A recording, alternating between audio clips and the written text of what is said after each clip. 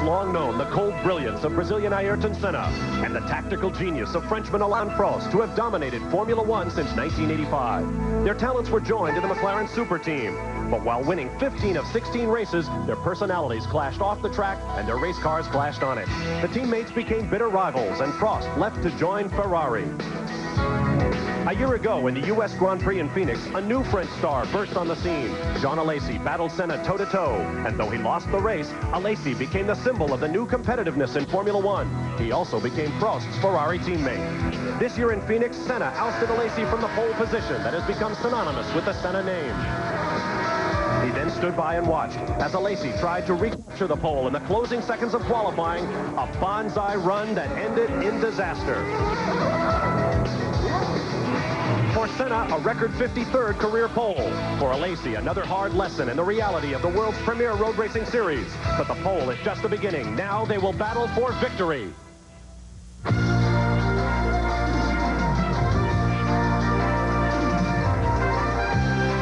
ESPN, the world leader in motorsports coverage, presents Speed World.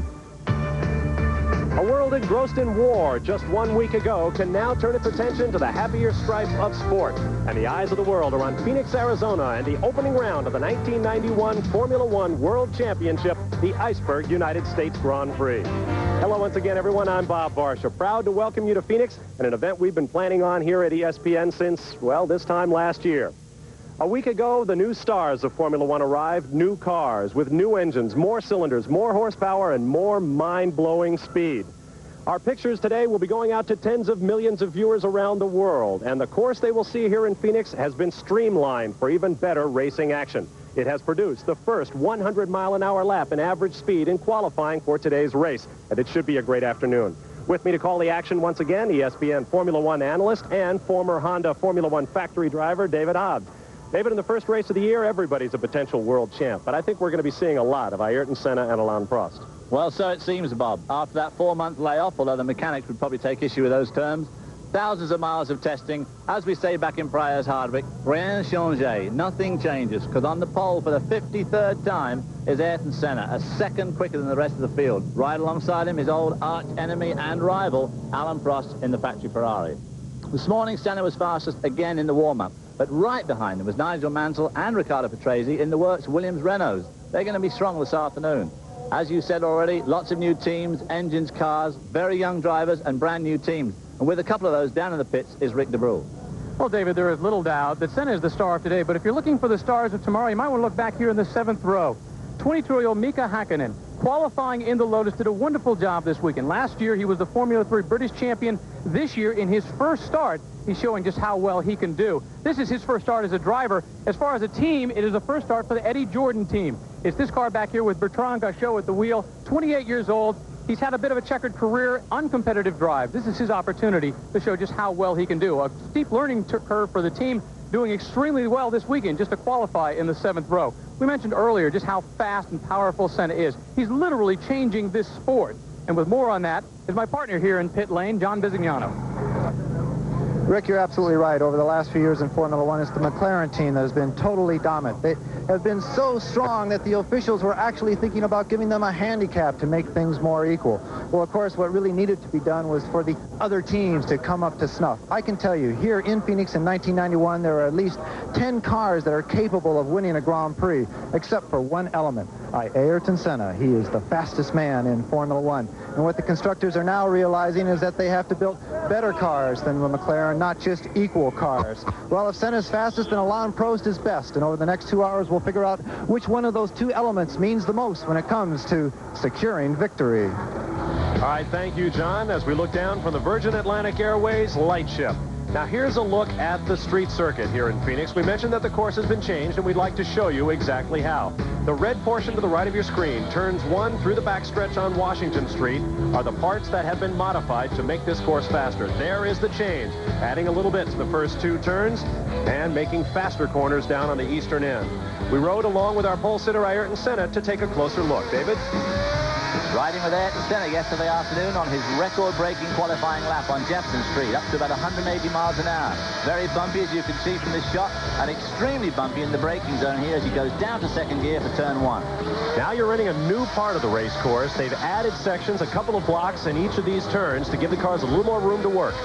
As you can see, him using every inch of the road there. Essential on these street circuits to use all the road you've got.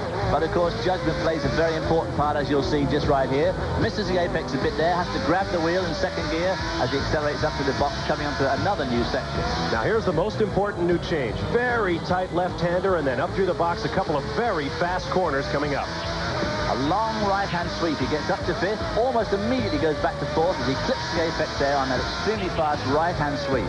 Now, here's the point where young Jean Alesi clipped that tire wall just on the right of your screen and destroyed his Ferrari.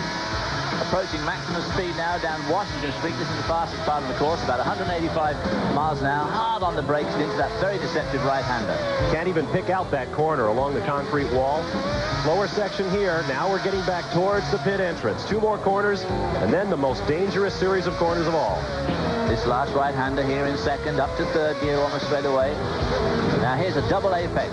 Gets right close to the apex there, and here, and swings wide. Crosses the line, 160 miles an hour. New course record yesterday afternoon. And that course record at just over 102 miles an hour at average speed, touching 170 on the straightaways. We'll be back to line them up in Phoenix.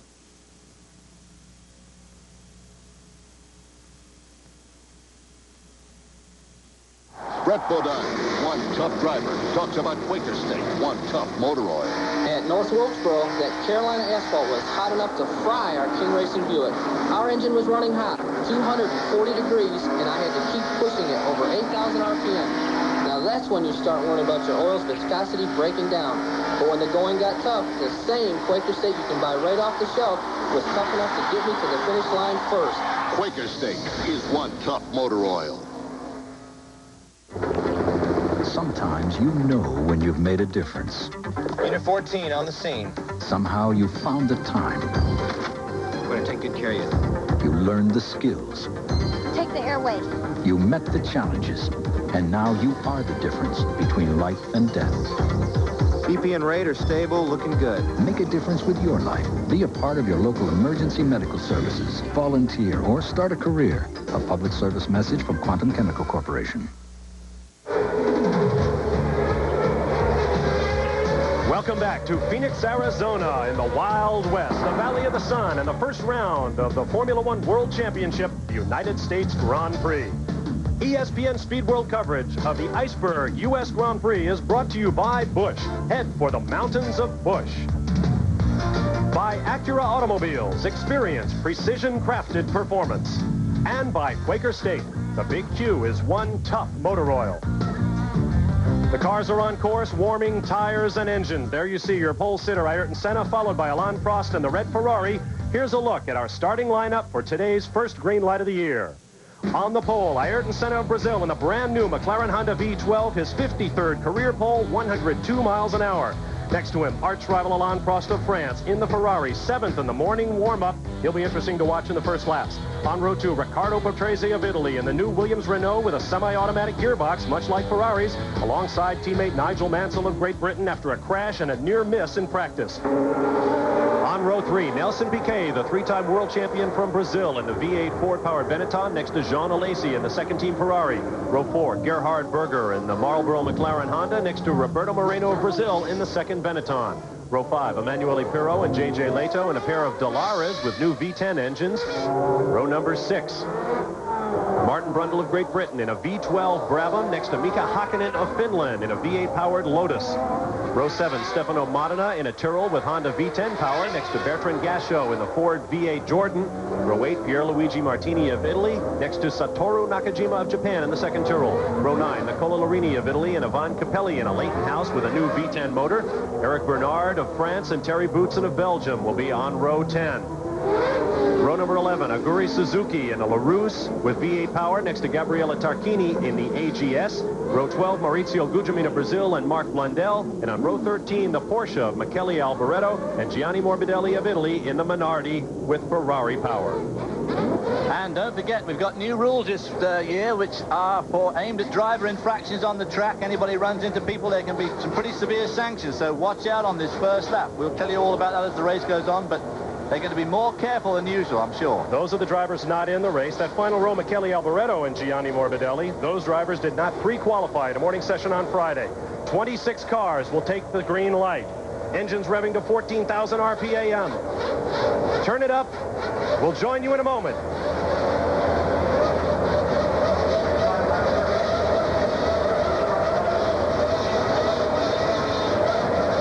It's a long hold at the starting line. Very long hold. Now we have a green light. Senna to the left. Prost on the right.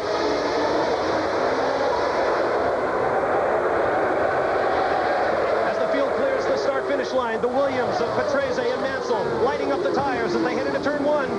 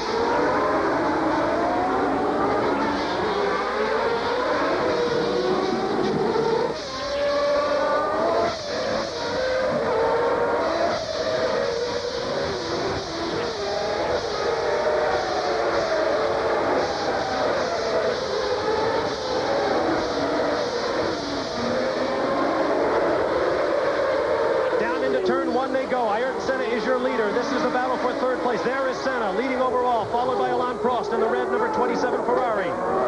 And right behind him now is Nigel Mansell, who made a dynamite start. Tremendous amount of weaving across, touring and throwing across the track, but he pulled himself up to third. Then you see the cars streaming through. That right-hander there. Behind Mansell, the order is Alesi, Patrese, Berger, Piquet, Moreno, Modena, and Martin Brundle in the top 10. That is Patrese there, who's coming under pressure now from Gerhard Berger in the Marlboro car. Right behind him is Nelson Piquet. There is the leader once again. Ayrton Senna in the yellow helmet that he has always worn since his days in karts back in Brazil, followed by Prost and Mansell. There comes Alesi. Patrese going at the bottom of your screen. Gerhard Berger, Nelson Piquet, Roberto Moreno. There's Bertrand Gachot in the green car of Eddie Jordan. The black and the yellow car there with the Ferrari engine. Somebody looks like they just slipped off the road there. This is a hard braking area that David talked about in our course description. We had an engine explode in the morning warm-up at that point, and there was lots of oil on the track. There could be excitement there all day long. Senna's pulling away. In second is Alain Prost here, being pushed hard by Nigel Mansell. Nigel Mansell staying out of the slipstream, wants to stay out of those sparks. There's that oil on the road. They switch into turn one. Second gear, tight acceleration up to third, back to second for the next corner here. Of course, the automatic gearbox, or the semi-automatic gearboxes used by the Ferraris and the Williams, make that sort of driving much easier, especially on this sort of course where it's nice to be able to keep your hands on the wheel. You're on board with Jean Alesi after just 23 Formula One starts driving for the most esteemed team in all of motorsports, Ferrari. Down to turn 5 in second gear. As you can hear, pretty slow corner. This is a new part of the race course. Very fast right-hand flick here, which leads into that nasty left-hander there. You can see the tyres sticking out, which caught Mr. Alesi out yesterday afternoon. Alesi now giving a lot of pressure to Riccardo Patrese in the Williams. Alesi led the the first 33 laps of this race a year ago, was passed by Ayrton Senna, passed him back, and finally finished second to the great Senna. Not giving pressure to Patrese, of course, giving pressure to Nigel Mansell in the Williams. There goes Gerhard Berger in one of the McLaren Hondas. Neither of the McLarens turned a wheel before coming here to Phoenix. All of their testing was done in another car. Once more with Alesi.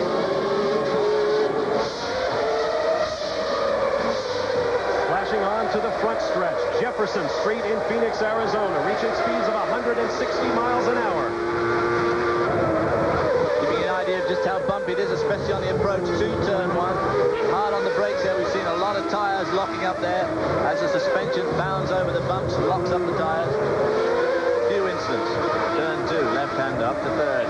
Back down to second for turn 3. Stays in second 2 here. The cars are all on full tanks, so they are very heavy, about 300 pounds heavier than they are empty. And thus we see a lot of sparks. Your leader is Ayrton Senna over Alain Prost and Nigel Mansell. We'll be right back. Common misconceptions about the mountain man. 3, that a mountain man's best friend is his horse. 2, that a mountain man only packs a 6-gun. And 1, that a mountain man only has one favorite, beer. Actually, mountain men are known to favor both smooth bush beer and easy drinking bush light. So, head for the mountains and find out how a real mountain man preserves wildlife. I didn't want to be the first, but when I heard how many other guys had already tried Rogaine, I did too. Now I have only one regret. I just wish I'd tried Rogaine sooner. For more information about Rogaine with minoxidil, see your doctor or call this number. If you want to get the complete story about Rogaine with minoxidil, what it does and how it does it, see your doctor or call 1-800-556-4800. Upjohn Information Center. That's 1-800-556-4800.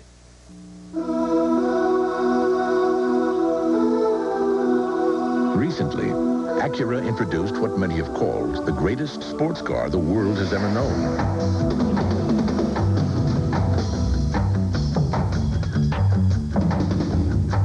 Our latest idea is somewhat bigger.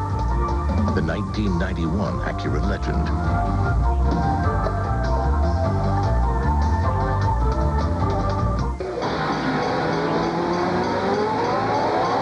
Don't miss the grueling 12 hours of Sebring. Coverage begins Saturday morning at 10 Eastern and includes an update and the finish live on ESPN.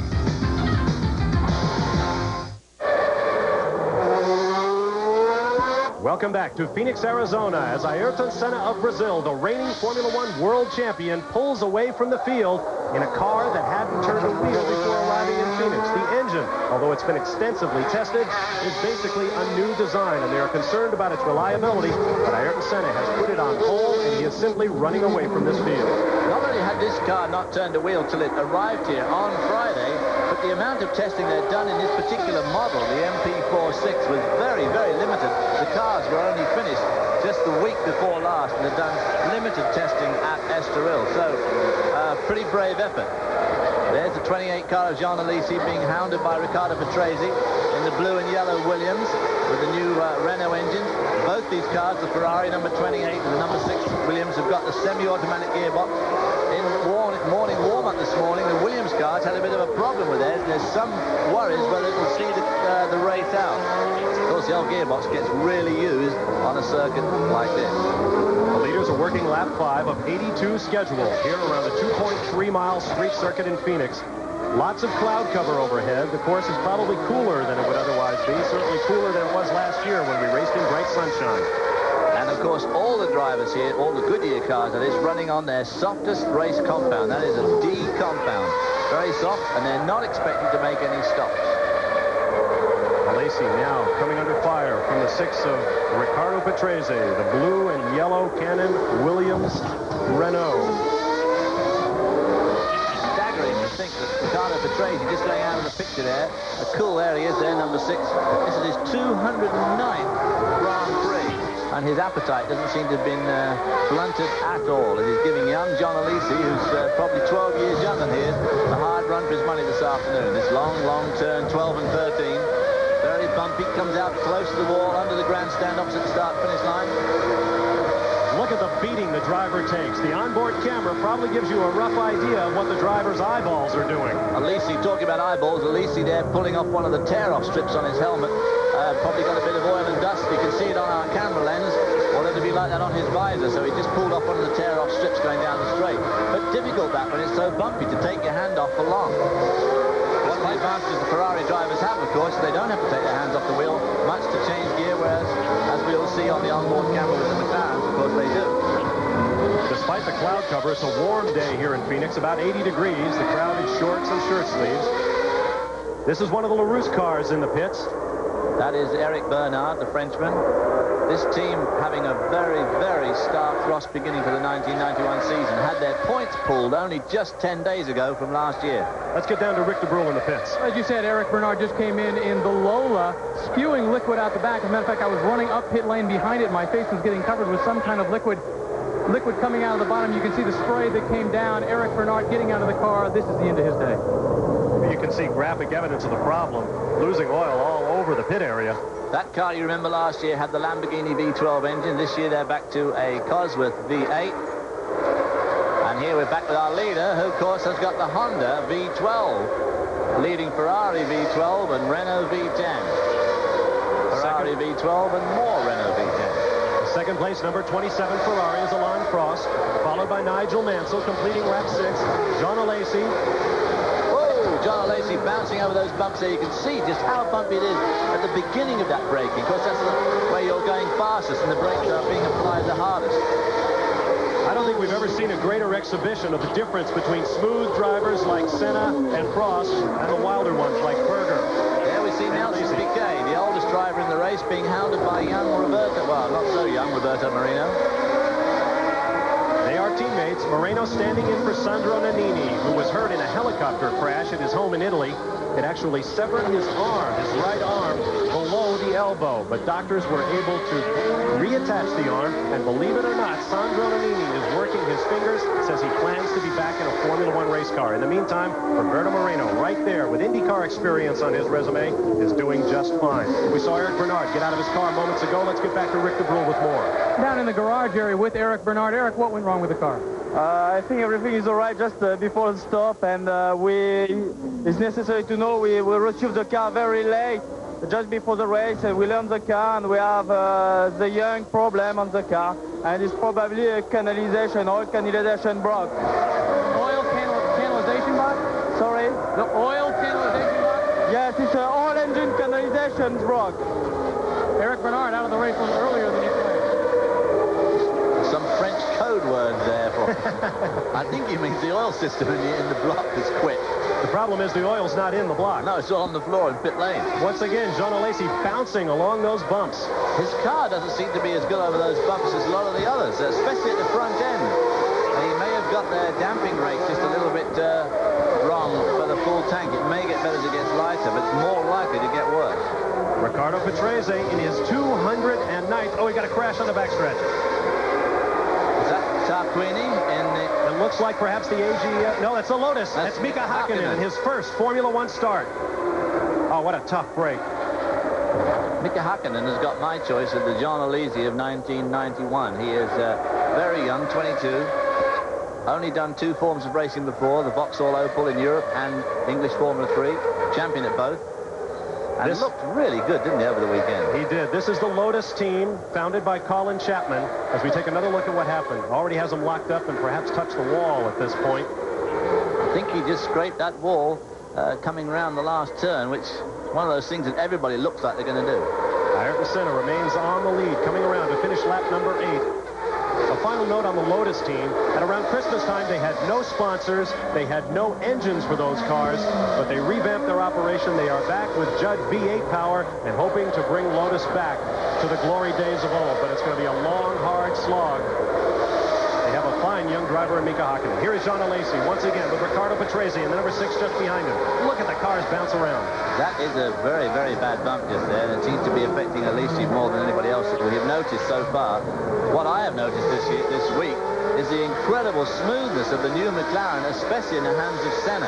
It just looks so smooth around here. They have really got their damping and spring rates just absolutely perfect for this type of street. Well, that was the point I was trying to make earlier, is that Senna is very smooth, but Gerhard Berger has been all over the racetrack like a sprint car driver. Now then, Patrese, if he can come out of this double apex left-hander and get really to grips with Jean Alesi, I wouldn't be surprised to see him try and make a pass as they get onto the fast Washington Street. Around this left-hander, this is one that caught Alesi out yesterday. Now I don't think he's quite close enough. A V10 Renault against a V12 Ferrari. There's Hakkinen there. Hakkinen's rolling again. Now, if Hakkinen hadn't been in the way, Patrese might have been able to pull that off.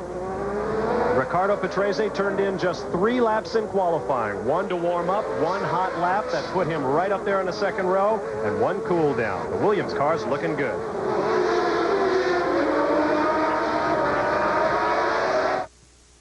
Honda is #1 in worldwide Grand Prix racing, and to celebrate, your neighborhood Honda dealers are holding an unprecedented Honda Grand Prix Sell-a-thon. Unheard of discounts on every Honda, including America's #1 seller, the Accord. Plus, each Honda dealer will be giving away an all-expense-paid trip for 2 to the Montreal Grand Prix. 6 trips, 6 ways to win. The Honda Grand Prix Sell-a-thon at Bell Honda North Phoenix, Biddulph Honda Glendale, Honda Car Company at Mesa, Honda of Tempe, Scottsdale Honda, and Showcase Honda Phoenix. Don't miss it. When you need tires and service for your car, you want someone you can trust. Someone with ASE trained technicians who make a difference with full service for your car, bumper to bumper. Someone who is the largest Goodyear dealer in the USA with written nationwide warranties and competitive prices, and who is locally owned and operated. Whether it's helping you select the right Goodyear tires, quality Pennzoil products for world-class Pennzoil protection, or ASE certified technicians. That someone in the Phoenix area is Western States Tire and Auto Service. Someone you can trust. Looking down on the Phoenix Grand Prix circuit in Arizona from the Virgin Atlantic Airways light ship, providing our on-blimp camera, so to speak. We appreciate all of their help. There you see the machine itself. Too bad it's not dark. That's the only airship in the world that is illuminated from the inside. Last night, I'm sure we got a lot of UFO reports here in the Phoenix area as that ship made its way around. There is your leader in the yellow helmet of his native Brazil, Ayrton Senna, the defending world champion, coming around to lap Aguri Suzuki in the LaRousse. I know that airship gave me a heck of a shot when I staggered out of the Bala. Oh, no. Martin Brundle. Now, this is a Brabham in new livery this year. They have Yamaha V12 power, another new engine. I understand he had a flat right rear tire that needed changing. It could be a problem with the wheel. Here's Rick DeBrule. Indeed, Martin Brundle is down here. They came in, they went to change the rear tires right away. They got the left rear tire off, did the quick fix. Now they're working on the right rear. They obviously have something broken on the back, and they're trying to fix it. If you look down underneath, you can see the mounting point that's actually sheared. If you look, that's a little bit low. Down here, you can see on the Martin Brundle car, apparently there's something broken. He's still in the car, however. They may try and fix it and get back out. Well, Martin Brundle is a former sports car world champion. He's not going to want to give up without a fight, but it may be the end of his day. What I saw then looked horribly broken, and Patrese is trying to break the spirit of Jean Alesi. Hounding him around this track. This is not the easiest racetrack in the world to overtake on, as you can probably imagine, with all these walls everywhere. And Patrese is obviously trying to set up his young counterpart. A lot of experience in that blue and yellow Williams. Coming up on him in the braking area. No, not going to do it this time. This is at the end of Washington Street. Not quite as bumpy there as at the end of Jefferson. Not much opportunity for overtaking here, but of course a driver like Patrese will capitalize on the slightest mistake that Alesi makes. And if he just gives up the throttle for a second or a split second, he's right behind him now. The thing is, how good is the Williams car through this long left-hander? Because it's an extremely important corner. You've got to get the car. Oh, Williams there sliding. Oh, Patrese giving a bit of a kick as he comes out. The Ferrari's probably got a bit more go down this straight. But it's this bump at the end of here that doesn't... No, not going to be able to do it. Thought perhaps Patrese was trying a little different braking area to avoid that bump. Let's take another look at what just happened to Ricardo Patrese. Here comes the red Ferrari. There, right behind him is Patrese, and there is a concrete wall just to the left. Now that, you see, costs him probably 3 or 4 tenths of a second, which drops him just out of the ability to outbrake Alesi at the end of the straight. When you're setting yourself up, you set up 2 or 3 corners before to get yourself in the absolute pounce position to nail them. Now, this this is one of the new corners at the very far eastern end of the racetrack. Patrese now dropping back a little bit. Maybe that little slide kind of put the fear of God in him. He's going to sit back and think about this for a minute. Well, the other thing, of course, as I said, they're all using the softest tire compound. He doesn't want at this stage, with the car relatively full of fuel, to run his tires off. There's a look at young Jean Alesi, just 26 years of age, and there is the man behind him, Riccardo Patrese. 23 Formula starts for the former 209 for the latter. There is Gerhard Berger.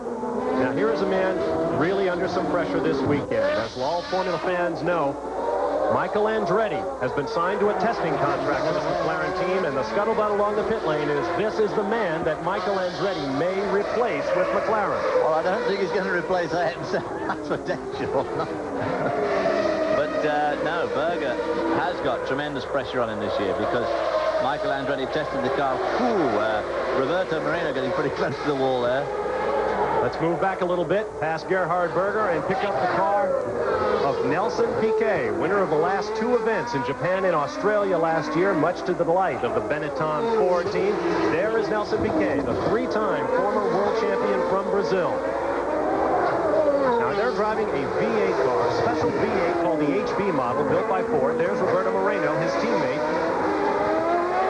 The highest revving V8 ever built, so we're led to believe. Revs to a cool 13,000 RPM, and the Series 5 engine is just around the corner. And they're using last year's B190 model. They have a new car coming for the San Marino Grand Prix at Imola, Italy, which you'll be seeing here on ESPN. There's a look at the team profile. Camel Benetton Ford from Whitney in Oxfordshire. David will correct my spelling and my pronunciation if I'm wrong. The Benetton B190 with a new car coming, the 191, from the pen of the most talented designer in Formula One, John Barnard. A V8 engine, which a lot of people say is not the way to go in Formula One against the V10s and V12s. And Pirelli tires this year. This was a major defection from the ranks of Goodyear, taking on Pirelli because the Italian Pirelli maker has promised them all sorts of support, special tires for their chassis to make them as competitive as possible. Piquet pulling away a little bit. And there is Stefano Modena, another Italian in the Tyrrell. Now, of course, with the V10 Honda, the same Honda engine that powered the McLarens to the World Championship the last 2 years, is now sitting in the Tyrrell there, much to Tyrrell's happiness, I'm sure. They've got some good sponsorship from the Braun people in Germany. And Stefano Modena is showing his colours this afternoon, hanging right in there in 9th place. We have completed 14 of 82 laps as you watch Stefano Modena make his way around. The first time he came to Phoenix 3 years ago, he asked if he would be able to see Indians when he came here. And in fact, he can. Welcome to the West, young man. A lot of people think Stefano Modena, well, to put it positively, has his best opportunity ever. To put it negatively, has no more excuses. He's got a great Tyrrell chassis. He has that Honda V10 engine that has championship background. And everybody expects Stefano Modena. Well, of course, it was the Tyrrell. It was this same chassis. Their chassis has not changed as yet, not significantly, other than to put the V10 engine in. Of course, it was the Tyrrell in the hands of Jean Alesi last year that was such a sensation here and on the streets of Monte Carlo when he battled every inch of the way with Senna. Which has that distinctive anhedral front wing with a raised nose and the wing dropping down. Now let's pick up our leader, Ayrton Senna, once again, coming around to complete lap 14, 6.8 seconds ahead of Alain Prost. We'll ride on board now with a brand new McLaren V12 Honda. We'll turn up the microphone and get a listen to the sound of the newest engine in Formula One.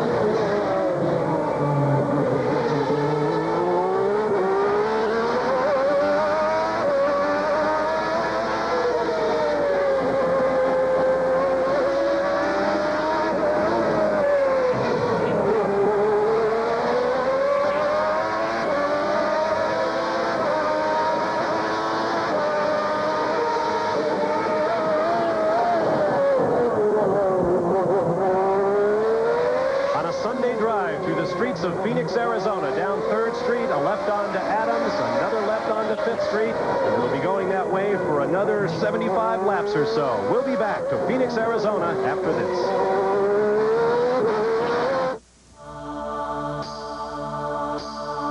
If you can't wait, you need the News Weekly of Motoring Auto Week. If you can't wait for driving impressions, get Auto Week. Auto Week drives them all and tells you about them first. If you can't wait for car news, get Auto Week.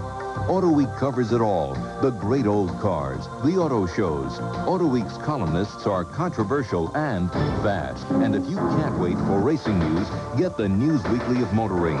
Auto Week races to bring you the winningest coverage first. If you can't wait, get Auto Week, the News Weekly of Motoring, now. Call 1-800-828-4100 for a full year. 52 issues at the special CD price of $19.95. Just 38 cents an issue. Save $80 off the cover price. You've thought about it. Stop waiting. Do it now. Call 1-800-828-4100 for the News Weekly of Motoring. And off the glove of Claudell Washington, who goes into the seats. And here goes Buckner, bad wheels and all, for an inside-the-park home run.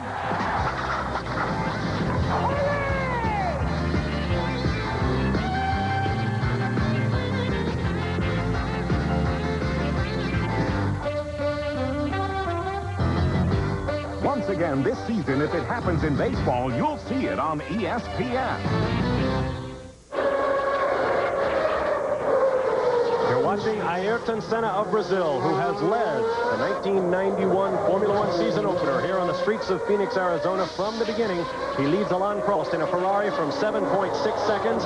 Another second and a half back to Nigel Mansell in third. Mika Hakkinen is back in with the Lotus team. Here's Rick de Brule. Well, Mika Hakkinen having a very difficult debut in his first Formula One race after his problems in the front straightaway. Now they just had to bring him in to change the steering wheel. Nothing else changed in the car, just a new steering wheel. Let's go down to John Bisignano. One of the reasons these drivers are experiencing such a bumpy ride out there is the fact that the travel and suspension is absolutely minimal now. The entire suspension travel can only be about an inch on this entire Ferrari. It's like riding a skateboard. It's like riding a skateboard at about 160 miles an hour. A little bit of extra security, and the Ferrari people now also over to the garage. The gentleman who is responsible for in-car cameras. Very tired. This gentleman has been up all night long trying to get these cameras working for these very nice shots. Well, then he's entitled to a short nap, although how he can take one in the noise environment of Phoenix, I will never know. That's why he's wearing that headset. Yeah, I've got a headset on, too, and it's deafening me. Bob Barsha, David Hobbs, Rick de Brule, and John Bisignano with you at Phoenix, Arizona, the Iceberg United States Grand Prix. You're on board Jean Alesi's Ferrari, running in 5th position. John Alesi leading with his head there, which you find so impressive. Alesi has been passed by Ricardo Patrese for 4th place, so make your order on lap 17. Senna, Prost, Mansell, Patrese, Alesi, Berger, Piquet, Moreno, Stefano Modena, and Emanuele Pirro in the top 10. Mika Hakkinen there, caught in that rather high-speed melee going down the back straight there, put his hand out there. Somebody else going slowly. Wasn't one of the Benettons, was it? It is one of the Benettons, isn't it? A yellow car. Couldn't get a close look at it. Sweeping through the streets, this long left-hander coming onto the main straight. Vital corner. You can see the crowd pressing up against the fence. These Formula One cars are running right under their noses, about 10 feet below. That has to be one of the best seats in any Formula One house. There goes Jean Alesi underneath Aguri Suzuki in the LaRousse. Looks like Suzuki wants to put up a little bit of a fight. Here's one of the one of the Minardis with their new Ferrari V12 engines in the pits. This is Gianni Morbidelli, who used to be a Ferrari test driver. For the first time, the Ferrari factory is allowing their first-string engines to be used by another team, and it all goes back to a long friendship between Minardi and Ferrari. That looks like the end of their day. They're unclipping the driver. Also, Michele Alboreto is parked in front of us in the Porsche engine footwork. There's Morbidelli getting out. Meanwhile, Ayrton Senna having no problems with that brand new McLaren Honda V12. Just put a lap there on Martin Brundle, who also has a new V12. I mean, that's a Yamaha engine. Has done very little testing. And the testing they've done has proven to be somewhat unreliable. So we're led to believe. But this afternoon we'll see. After the first round of practice, Alain Prost said, "I've been watching the McLarens, and they've obviously solved their biggest problem from last year, which was speed in the corners." There is the interval as Ayrton Senna goes out the bottom of your picture, followed by Martin Brundle. There is the second place, number 27 in red, of Alain Prost.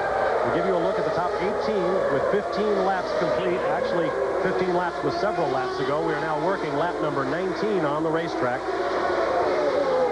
And the lead from Senna to Prost has now expanded to 9.27 seconds. He is slowly drawing away by a fraction of a second on every lap.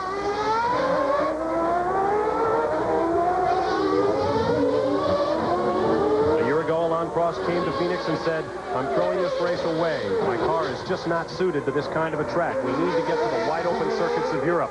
This year, he says, "I have a much better car and a much better team. We expect to do well." Right now, as well as he's expecting to do, is second place. And of course, more bad news for him was that he had observed the McLaren from behind during practice and qualifying, and was rather disturbed to see it look so good through the fast corners.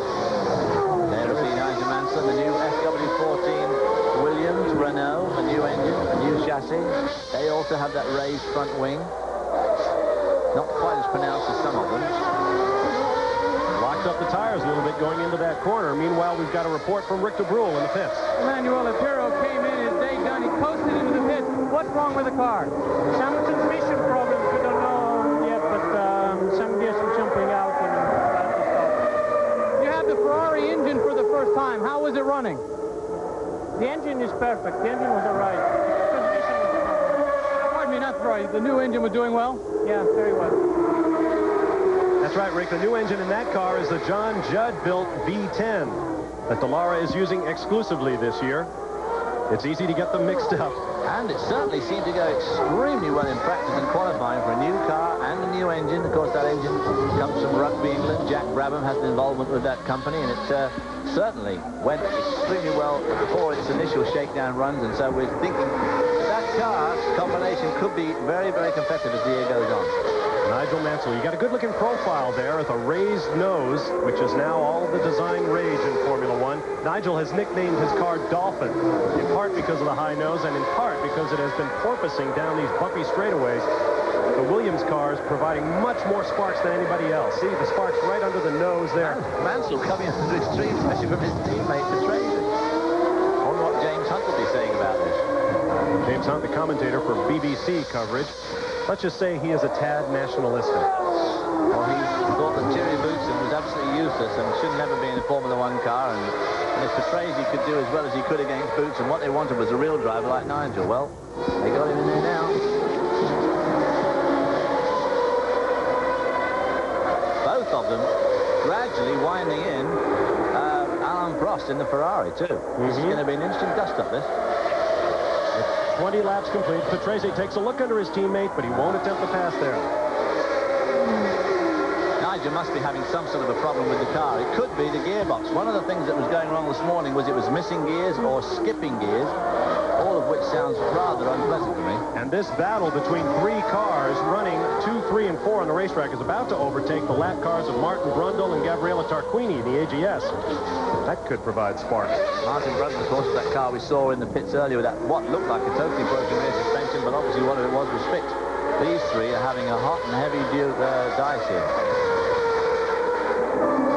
And as you say, about to run up in this group of cars, just coming to the slow left-hander, or fastest left-hander, onto the main straight. But they were going to get him. This is where they want to do it, on Washington Street. Nice and wide, lots of room to pass, at least for the first guy in line. All three of them will get underneath Tarquini in the AGS, the white car with the blue stripe. That team's in some financial trouble. We may not see them in 2 weeks in Brazil. Alesi now coming under pressure from Berger. Gerhard Berger in the second McLaren trying to move up. It is Senna by 10.5 seconds over Alain Prost, followed in close order by Mansell, Patrese, and Alesi, Berger, Piquet, Moreno, Modena, and Capelli.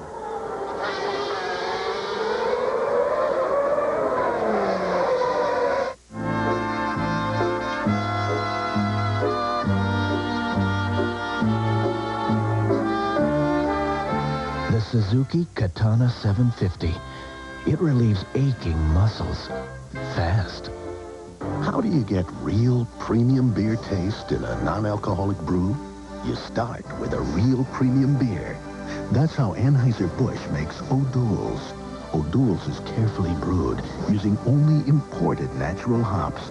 It's fully fermented and cold-aged. Then the alcohol is naturally removed, retaining all the great taste. So ask for an ice-cold O'Doul's. O'Doul's, the taste will win you over. Just as air turns a fresh apple brown, it will turn fresh coffee bitter. That's why Braun has developed its new Flavor Seal system, designed to keep more air out and more flavor in. The new Flavor Seal system from Braun. Now the flavor lasts as long as the coffee. Braun, designed to perform better.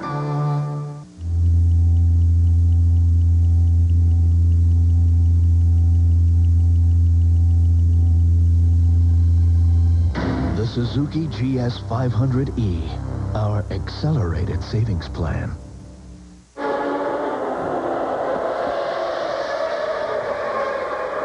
On the front stretch, Jefferson straight. Oh, Ricardo Patrese from under Nigel Mansell, and they both go straight on. The entire Williams team out of the action in one swell swoop. Oh, dear, oh, dear. Well, of course, he got way off line, and he was away from the oil and rubber. And the trouble with these street circuits is they have no real groove down. No, I guess I'm wrong. It looks as though perhaps both Williams cars did not go up. I think Mansell might have been able to make that corner, though I wasn't quite sure. I think Mansell made it. It was only Patrese that went down the escape road, which, of course, has thrown him back into the clutches of the 28 car of Alesi. There is Frank Williams, confined to a wheelchair since an automobile accident in 1986 in France. One of the great personalities among car owners in Formula One.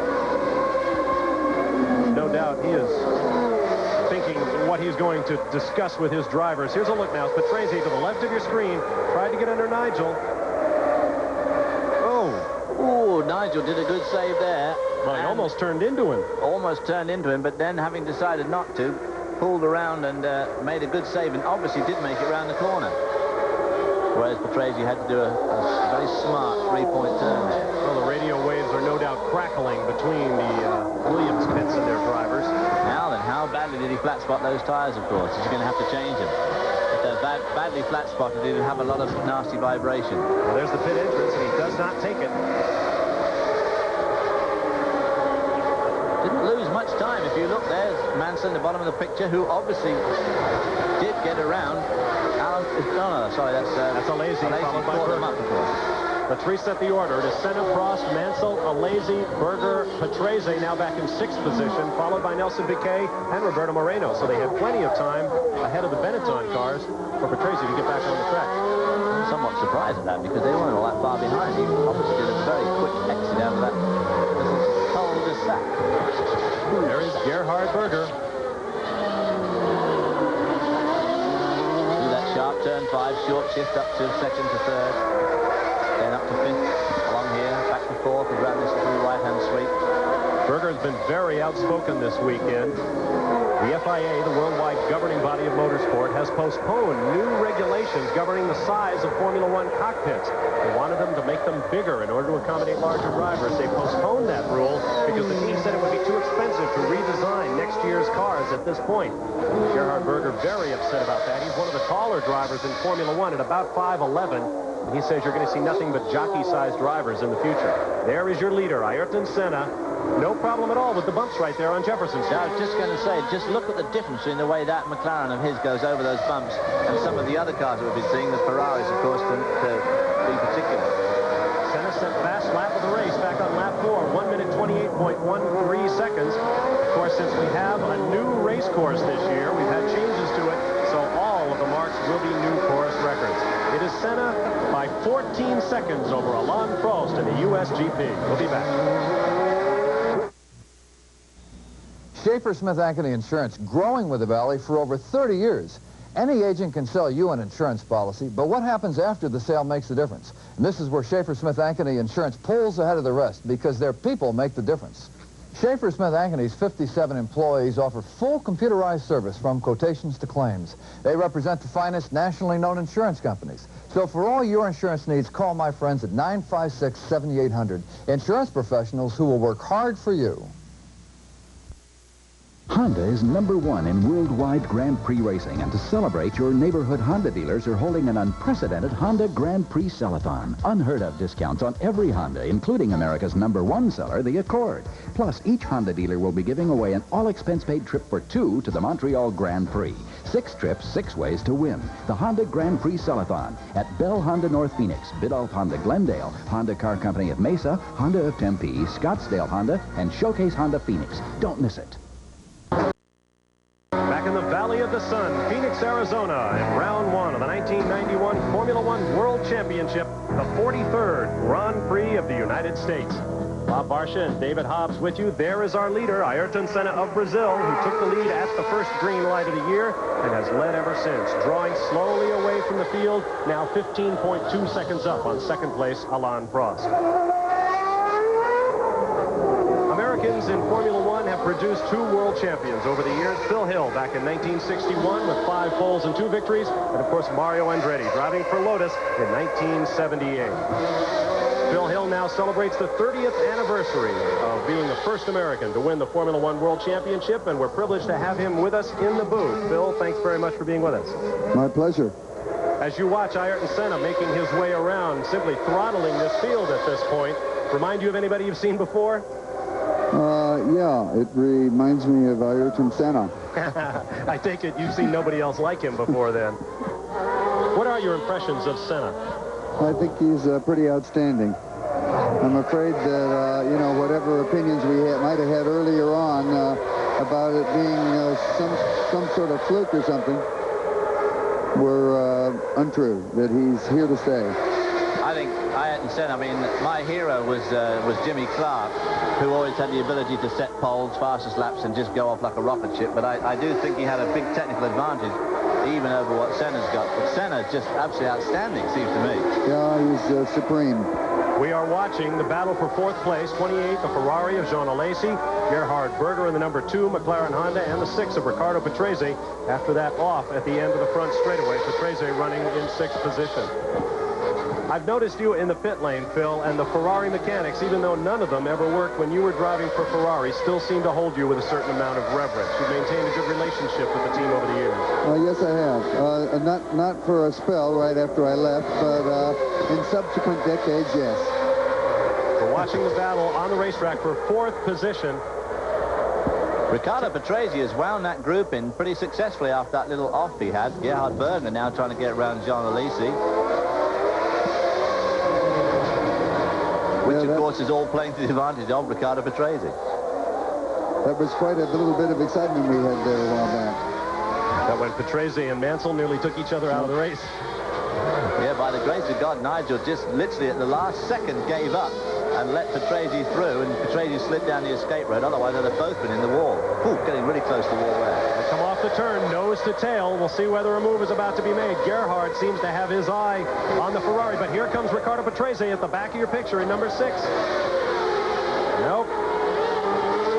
You can see there how good the McLaren is over that bump. Now it's right behind the Ferrari. And the Ferrari last year was tremendously good on bumpy circuits, and of course on fast corners as well, which obviously there aren't any fast corners here. But Phil, I heard a story that you have driven the Benetton Formula One car in recent years. What were your impressions? Let's see, did I drive the Benetton? No, I don't think I did. Have you driven any of the other Formula One machinery? I drove Piquet's championship Honda Williams at Suzuka for about a half a day. That was very exciting. I drove one of the last ground effects Renaults several years ago, and that was equally exciting. Your impressions of how the Formula One machinery have changed over the years since your Ferrari back in '61? Well, needless to say, everything happens a lot quicker. The forces that are on the driver are enormous compared to what we had to experience, even though when we were driving front-engine cars, it felt like we were on the end of a string about to be cut. This is a different order altogether. yeah, the side loads that these cars generate, you know, up to 4G is pretty mind-blowing, and these drivers have to be incredibly fit to withstand these races. as we watch the battle continue between Alesi, Berger, and Patrese. And just out in front of them, there's the gap up to Nigel Mansell at the bottom of your screen in third position. I think Riccardo Patrese, if he could just get around these two guys, would be off in hot pursuit of his teammate again. It looks to me like Patrese is probably the second fastest car on the track at the moment, behind Ayrton Senna. I would feel the same, too. He's recovered from that previous thing remarkably well. Extremely quickly, and he went very quickly all through the weekend. Right out of the box on Friday morning, Patrese was right there on the limit. There's Berger right up on the gearbox now of the Ferrari. As we say, don't like to put more pressure on the lad, but he has got a lot of pressure on him, and Michael Andretti is hovering around in the wings, waiting to just slip into that car like an old shoe. If he can. A little side story here.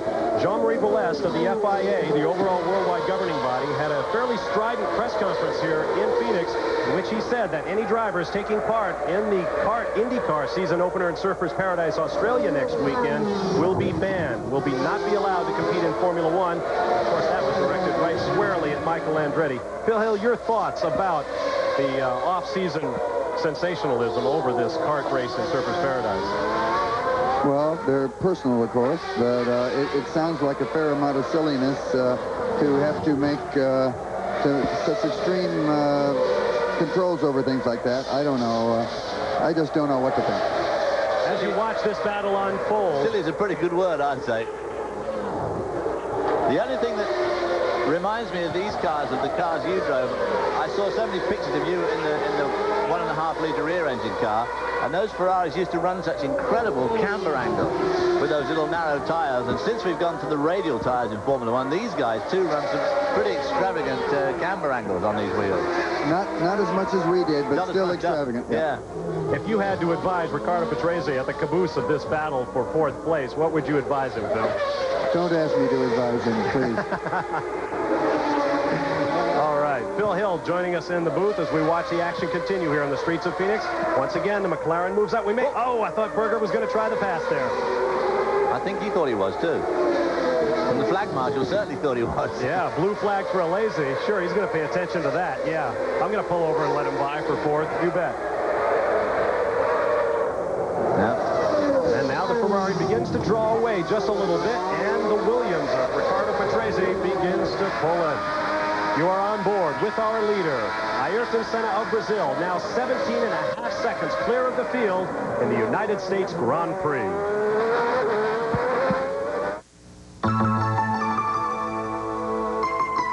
Upon its introduction, the first Acura Legend set a new standard for performance sedans.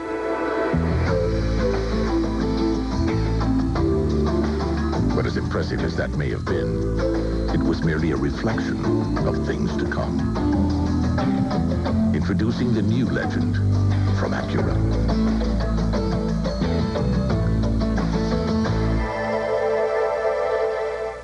Warning, cold starts can be tough on your car's engine because your motor oil might not reach some of its parts for a full minute.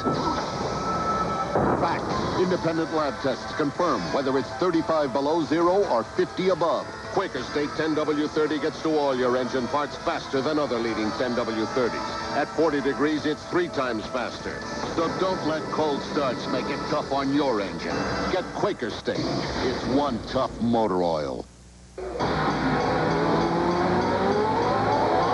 Don't miss the grueling 12 hours of Sebring. Coverage begins Saturday morning at 10 Eastern and includes an update and the finish live on ESPN. Flying down Jefferson Street in downtown Phoenix at some 160 miles an hour, then braking hard for the first corner of the Iceberg United States Grand Prix. 30-year-old Ayrton Senna of Brazil has controlled this race from the start. With 30 laps complete, he leads by some 18 laps. Don't forget, coming your way next Saturday at midnight Eastern Time, the Gold Coast Grand Prix, the controversial kart IndyCar season opener from Surfers Paradise, Australia. Bob Jenkins and the gang will be with you to bring you all of the early season action as the kart season opens in Australia. We are watching the opener of the 1991 Formula One World Championship, and Ayrton Senna is taking up right where he left off. The defending world champion is leading. Now here's a pass on the backstretch. We don't want you to miss anything. That's Riccardo Patrese getting around Gerhard Berger. Now, why couldn't he do that when we had Phil Hill in the booth? Thanks very much to Phil, the 1961 world champion, for joining us on the 30th anniversary of his world championship. So now they see there the gap between Patrese, number 6, and just in front of him, going around the corner there, is the 28 car of Alesi, and they're both leaving Gerhard Berger quite substantially. Exactly. He's pulling away from the McLaren. Berger must have some sort of a problem, too. Still lots of sparks from under the front wing of the Williams cars. Now let's go down to the pits to John Bisignano. I think one thing that's very unusual here in Detroit at this stage in the race, in fact, there's still 22 cars running at our last count. I think that's very unusual for a difficult course like this. If you get offline here, you hit something and you hit it hard. Also, we're not expecting a lot of pit action at this particular stage in the race.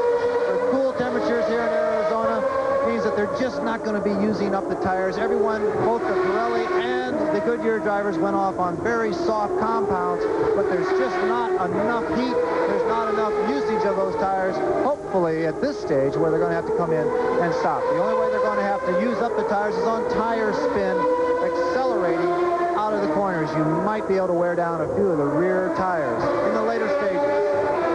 Going to do it in Detroit, John. They're going to do it right here in Phoenix, but I can understand your confusion. This is the 8th site for the United States Grand Prix over the years. Riverside, California, Sebring, Florida, of course, Watkins Glen, Long Beach, Las Vegas, Detroit, Dallas, and now here in Phoenix. Riccardo Patrese, incidentally, has got the fastest lap of the race under his belt now. Took that off Ayrton Senna. But, as John has said, the only thing these guys have really got to watch out for on their tires here is wheel spin, coming off, of course, the plethora of tight second gear corners. And I think that is where Senna, for instance, is so incredibly good at husbanding things like his tires. Patrese now wearing down John Alesi. Was leading him at one stage, slid off down the road, let Alesi by. Patrese now holds fast lap in the race on lap 24, 127.450.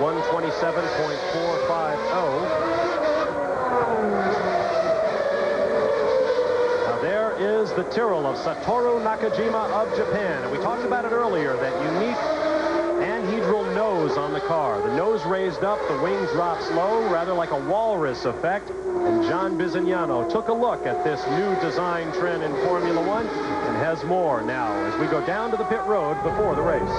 Once again in 1991, the officials of Formula One are trying to slow the cars down. They're trying to do this by reducing the size of both the front and the rear wings. By reducing the size, you reduce downforce, which of course lowers cornering speeds and therefore increases lap times. But the designers, somehow they always squeeze more speed out of these cars.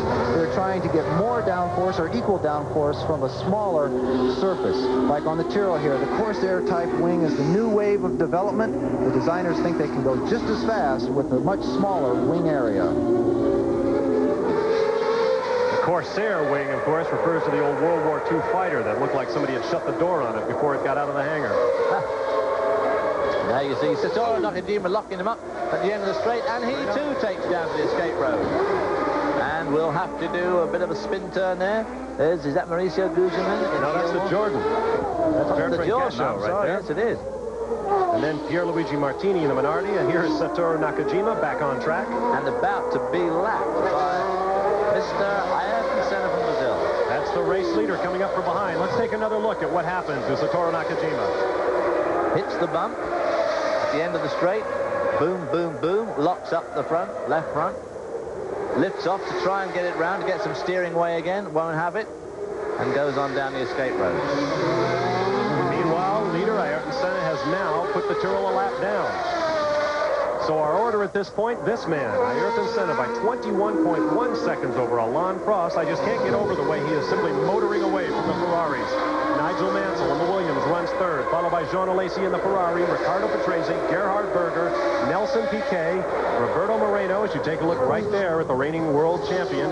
Stefano Modena is 9th, Ivan Capelli is 10th, and over a minute in arrears. 11th, Satoru Nakajima, who has now been put a lap down, followed by, Nakajima is not in 11th, Bertrand Gachot is, followed by Pierluigi Martini, then Nakajima, running in 13th, followed by Terry Boutsen, Maurizio Guglielmin, Nicola Lorini, Aguri Suzuki, and Mark Blundell. If you look at Senna, from outside there. We had a nice shot of him from above as he turned into that double left-hander.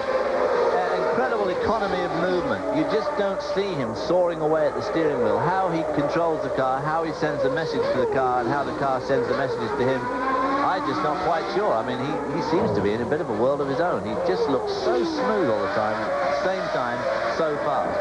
And what makes it even more miraculous is that Ayrton Senna did very little driving over the winter. In fact, he drove the car not at all from the final event of the year in Australia back in the beginning of November until a test session in Estoril, Portugal, about a week and a half ago. And it certainly seems to have paid off. We interviewed him the other day, and he said that he felt 100% better mentally and physically than last year. Last year, of course, he'd had a terribly rancorous winter, arguing with Bisa. There you see some statistics on the Honda Marlboro McLaren.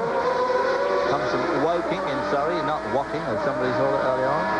The McLaren Honda MP46 refers... Oh, we've got an incident, and that's right at the pit entrance. Two cars there. Mika Hakkinen in the Lotus is the white car, and it's one of the Brabhams. Looks like Mark Blundell in the yellow helmet to the right. Hard into the wall. Mark Blundell's first ever Formula One start. And Hakkinen's as well. Not a joyful meeting. Let's see. Well, it looks like Hakkinen is underway again. Boy, is he having an eventful day. There's Hakkinen just going out the right of your screen. Blundell spun on his own. Blundell already had spun, yes. So Hakkinen didn't. In fact, again, Hakkinen seems to have got away here scot-free because we already saw that tremendous incident earlier on which didn't do anything to him. Now they're going to have to do something to that car. They're going to try and lift it out of the way. A matched pair of spins, and that was a very dangerous part of the racetrack. Good thing nobody was coming up behind. There is Mark Blundell, a late addition to the Brabham team. Did a lot of sports car racing with the Nissan in Group C World Championship sports car racing last year. With a fairly meteoric rise to the top. Did Formula Ford 1600, won that. Did Formula Ford 2000, won that. Went to Formula 3, didn't like that. Went to Formula 3000, did well. There we see Petresi gradually winding away. That's the number 6 car there. Gradually winding into the Ferrari of number 28 of John Alesi, pulling away from Gerhard Berger in the second McLaren Honda.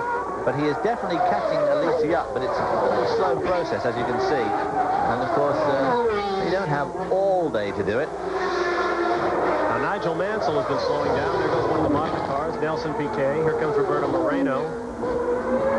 There comes the number 4. And Mansell is out of his car. This is on the front straightaway. He's going to try to push the car back toward that opening in the fence, just beyond the pit exit.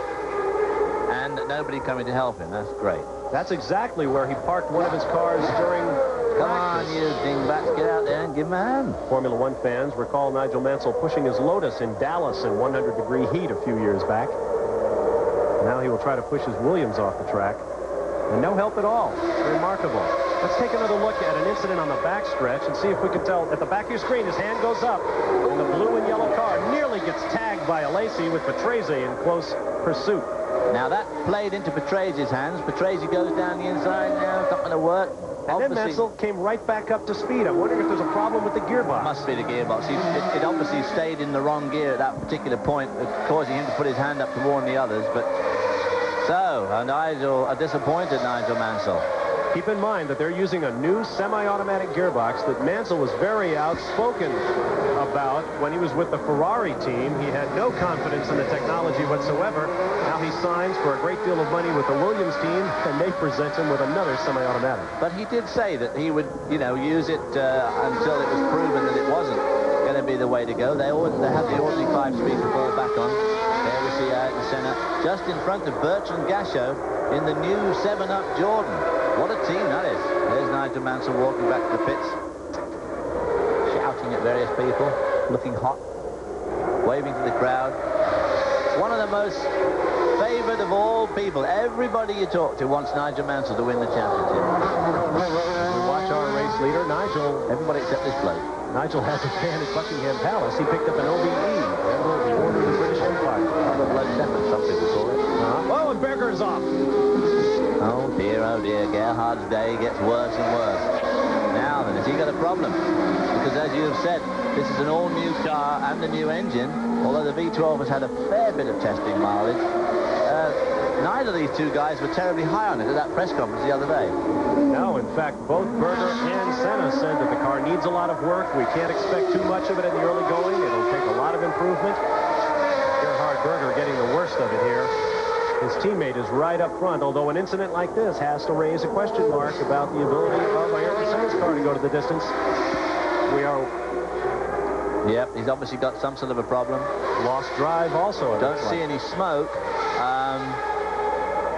Don't see any fluid. Just seems to have completely lost drive. Somebody could have broken the drive shaft or anything. There is Gerhard Berger. Not a happy man. He may have had gearbox troubles. We don't know. He obviously was just slightly off the pace. Rick de Brule has caught up with Nigel Mansell in the pit lane. Nigel Mansell, what went wrong with the car today? I'm afraid the gearbox let go. You'd had problems during yesterday, the warm-up this morning. Were there problems during the race, or did it suddenly go? We've had problems all weekend, but that's the best the car's gone, but we've still got a problem with changing gear. Nigel Mansell out of the race. A lot of frustration boiling up in Nigel Mansell. This is not what he wanted it. This time, well, soon after the beginning of last year, he swore that he was going to retire at the British Grand Prix. He said, that's it, I give up, I retire, I quit. He was prevailed upon by Frank Williams, who was very persuasive and had a large pot of gold. And Frank wanted to come back, but he also wanted to be the absolute undisputed #1 in the team, and Frank gave him everything he wanted. You're riding with Ayrton Senna, the overall leader in the first round of the 1991 Formula One World Championship, the U.S. Grand Prix. Stay with us.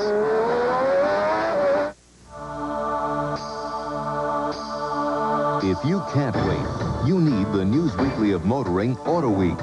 If you can't wait for driving impressions, get Auto Week. Auto Week drives them all and tells you about them first.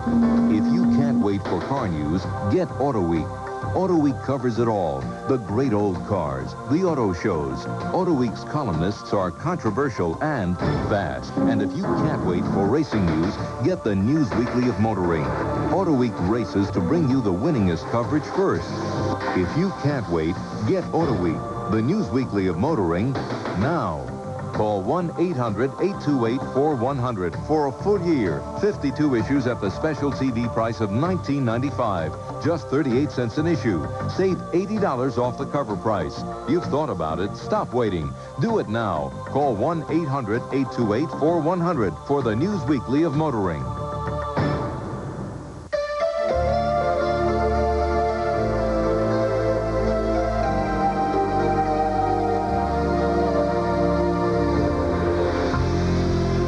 Over the years, man's fascination with flight has taken on a number of different expressions. The new Legend Coupe from Acura happens to be the latest.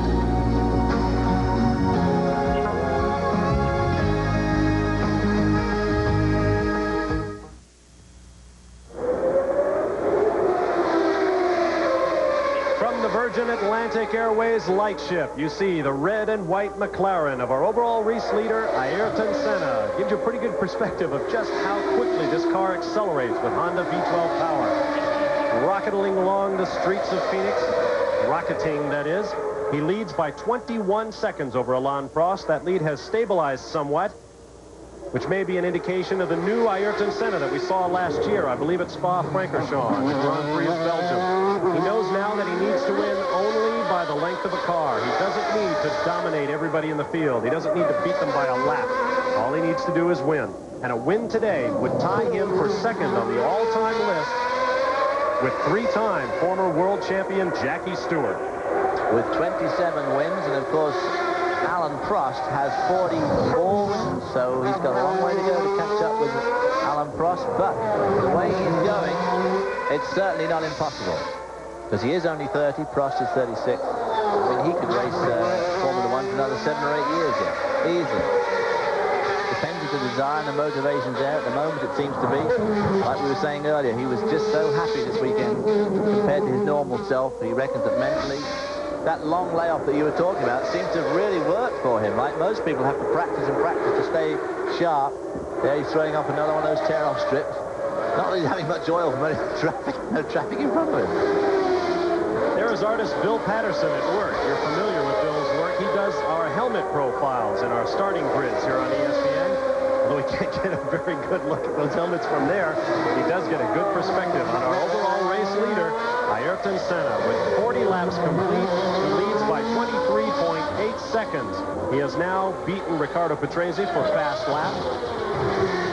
Well, of course, that's a typical Senna trait. He'll wait till the car's lost all its fuel. He doesn't want to go hammering it around when it's got a lot of fuel in to do a fast lap, because that might endanger his tyre wear. So he's going to wait till it's light before he, starts getting back fastest laps. Now, this is the battle for third place. Alesi in the red Ferrari, Riccardo Patrese in the blue and yellow Williams, and just ahead of them, past Mika Hakkinen there in the Lotus, is Alain Prost running in second place. These guys have made up all sorts of ground on Alain Prost. They're only 2 seconds behind him now. There is one of the new cars in 1991, and here's John with more. The Lambo car is in the pits with Larini. They had a good pit stop going until that right rear is all seized up. The Italians are banging on it. They're trying to get this car back into the race. Larini is on Goodyear tires. I can see the fronts and the rears. They don't look particularly abused. Absolutely no blisters whatsoever, but this is a very long stop and very disappointing for the Italians and the Italian team. On the side of the car, you can see a yellow ribbon and American flag. A little bit of extra spirit here in Phoenix. Well, the spirit probably not very good. As I mentioned, it's one of the new teams in the sport. The car has now been shut off. He's overheating. Oh, he's going to go out. He has not shut it off. I'll be darned. It sounded like it's shut it off, but it's definitely starting to spew out some steam here. Here we see. Now we've got a battle. Patrese looking for that third place around Jean Alesi.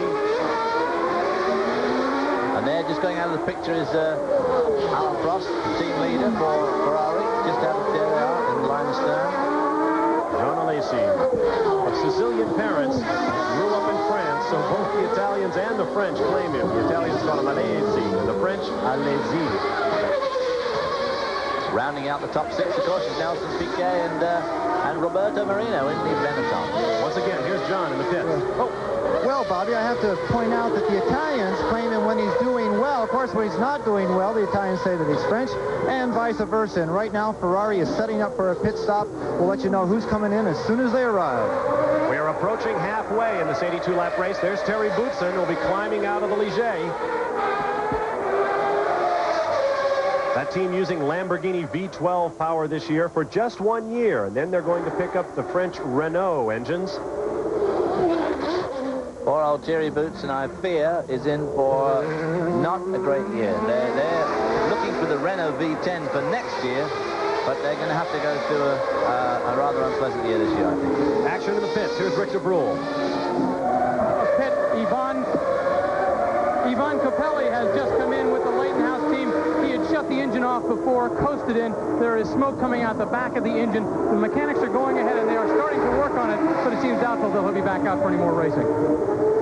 Well, the Leighton House team has been in the news this weekend. A bizarre occurrence on Friday night. When the team showed up on Saturday morning, they discovered that someone had committed very, very sophisticated sabotage on their race cars. They had reached up behind the dashboard and cut brake lines and oil temperature sensor lines, and they had also pulled some of the ignition wiring loops off the car. The most bizarre occurrence I can remember in Formula One, and they have no idea who did it.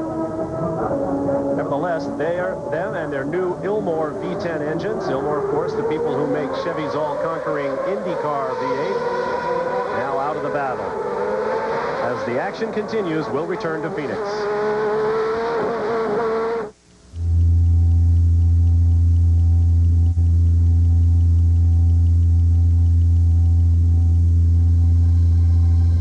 The Suzuki GS 500E, our accelerated savings plan.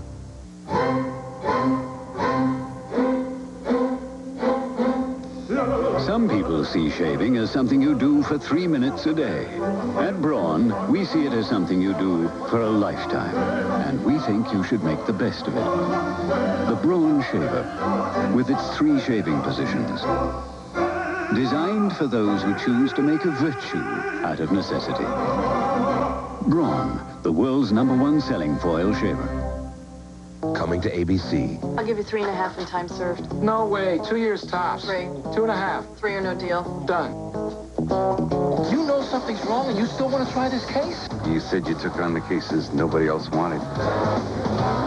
How the hell are we supposed to win a case without witnesses? Bail denied. No, Your Honor. We got a big problem here. Treat Williams. You mean you're a real lawyer? Surprise. Eddie Dodd, premiering this week on ABC TV.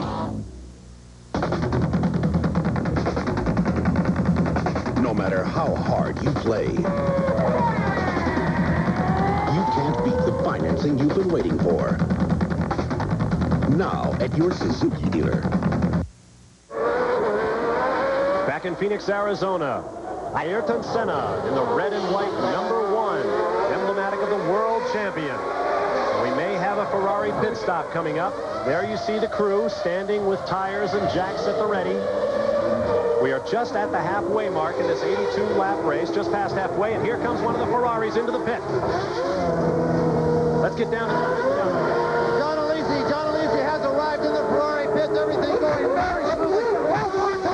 That was one of the best stuff I've seen not only this year, but last year. The Ferrari boys acting perfectly. Boy, I guess. Nowhere do you see, well, watch out for Nigel's car there, John.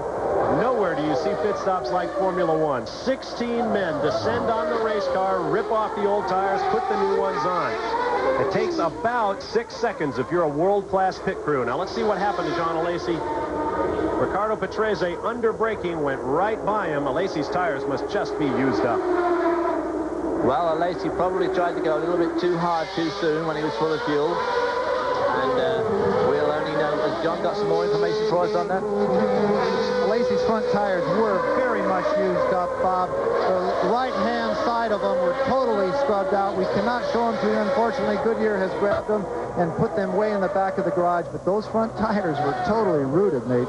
Well, now that's interesting because the opinion was that the front tires were going to be okay. And even Ayrton Senna looking just a little bit twitchy there as he came out of the turn 1. Exactly. He came off that turn, pitched the car sideways. We may see a pit stop for our race leader. Although at this point, working lap number 45 of 82, he has enormous lead over second place. 27.5 seconds over this man, the number 27 of Alain Prost. We may have a lot of pit stops in our future. Which was certainly not scheduled, as you would say it. So, Ricardo Patrese working his way through this field, hoping against hope that he won't have the same gremlins go wrong with his gearbox that went wrong with his teammate Nigel Mansell, as he whittles away at Alain Prost for second spot. Prost going very slow off that corner, no acceleration at all. What if he's not going to mechanical problem? He may be looking out for his tires as well. Here's a team profile on Ferrari from Modena, Italy. The only team in Formula One that builds their entire car and engine from the ground up. Of course, they get their rubber from Goodyear. In fact, they've signed a new contract with Ferrari this year. There were a lot of rumors that Pirelli wanted to land Ferrari. Of course, being a native Italian team, you can't get much better than Ferrari. But they are back in harness with Goodyear again this year. Well, it certainly wasn't a rumor that they wanted to be with him. They really did want to be with him, and they had a secret test last summer that nobody will tell you anything about, but they did test some Pirellis at one stage. Well, actually, we did ask them about it, and they denied it and denied it and denied it, and then came back this year and said, oh, yeah, by the way, we did. There is Ricardo Patrese slowly closing in on Alain Prost for second place. No man in Formula One other than Patrese has more than 200 starts. Patrese now working on 209. His first race was in 1977 when Alain Prost was back in Formula 3 and Ayrton Senna was driving racing karts back in Brazil. Getting mixed up in some traffic there. That was Alboreto in the footwork for Porsche. Not having a good day. He's made at least one pit stop. Patrese now really getting tucked under the back wing of Alain Prost. They've got 2 more corners here, and there's a short, sharp straight down to that long turn 5, the double apex turn 5. Traffic ahead of them, too. Now then, he's got to make a good shot through here. He's pretty close. Yep, it looks like they're getting ready for Alain Prost to come in. Tires with their warmers on there. Get the tires up to racing temperature before they go on the track. Get your stopwatches out. If he gets a stop anywhere close to what John Alesi had, Alain Prost will be something to behold. And it'll be interesting to see how much faster he gets with new rubber on. I'm looking in the mirror there. First of all to his left, then to his right. Patrese goes down the inside. No, I'm going to do it this time. Coming to the last section of the track here. 4 more corners to go. It certainly looks as if Alan Prost, the tire blankets are off. He must be going to come in this lap. Those blankets are used to heat the tires to about 170 degrees or so. Operating temperatures got very wide. John Bizignano is waiting for Alain Prost. We are in Alain Prost's pit, and he comes in and he jerked the car coming into the pit like he had the wrong gear. I hope he has this thing in first gear. A little bit of trouble with the right rear. They're spraying some silicone on that right rear. Now there's a lot of trouble with the right rear. That nut has expanded. It's very hot. Smoke pouring off the brake. He had to hit first gear when the car was still on the stands. 15.8 seconds. That's a disaster in Formula One. And the boys on that right rear are definitely going to be getting a little practice. We'll find out what went wrong. Oh, Prost pulling out in front of these cars. He does not want to get those lap cars between him. There's Michele Alboreto getting out of the new Porsche in the footwork car. Let's get back down to the pits. Well, that's Michele Alboreto did get out of the car. A few moments ago, he came ripping up pit lane, intending to make a stop for tires, and went right by his crew. He literally just waved at him as he went by. Apparently, the brakes are gone. He went out, turned another lap. The crew was ready to change tires, but when he came in, he simply gave up and got out. Well, here is our leader going around Martin Brundle right now. Excuse me, David. I was going to say only just Martin Brundle not actually sort of giving up there without a bit of a struggle. Watch as the McLaren draws away from the Brabham with a new Yamaha V12 behind the neck of Martin Brundle and Mark Blundell. Senna is working lap number 48 of 82. Thus far, that brand new Honda V12 seems to be working just fine. There is no one within half a minute of Ayrton Senna. Plenty of time to stop and get back out if he needs tires. Just full 31.5-second lead now over Riccardo Patrese, who will be causing joy in the Williams camp by pulling that car up to second place. Brand new car, brand new Renault engine, pretty good debut. They also have had absolutely minimal running on that car. They ran it at Silverstone like 2 weeks ago, and it was pouring with rain. And in fact, Nigel had a bit of an off and got it stuck in the mud. And then they took it down to Paul Ricard and did a little more testing, but they haven't done much in that car, showing very well so far. Obviously, that unreliability problem with the gearbox, but that's the sort of thing I would expect. Senna is our leader. More from Phoenix. Today's the day you can decide what kind of life your kids and their kids will have. If we don't do something about global warming will surely do something about them. Before long, America's heartland might have to live with temperatures over 90 degrees for almost a third of each year. Chicago now has 2 weeks a year over 90 degrees. In just 60 years, it could expect 2 months each year. If the weather in Dallas could go over 100 degrees for 2.5 months, imagine what could happen in Phoenix. Miles an hour and listen in as he and Ernie plan their race strategies. Order your copy for only $19.95. Call 1-800-533-1800. That's 1-800-533-1800. Bill Elliott is one of America's premier NASCAR drivers and most popular heroes, and racing into history lets you enjoy the excitement of driving with Bill again and again. Call today, 1-800-533-1800. March right up to ESPN. See 8 days of exciting tournament basketball during championship week. There's spring training baseball and the premiere of baseball tonight. Golf straights tee up at the Nabisco Dinosaur and the Vintage International. Auto racing shifts into high gear with Formula One racing featuring the U.S. Grand Prix. And there's always smashing tennis at the Lipton International Players Championship. Great sports, great month, great network. ESPN.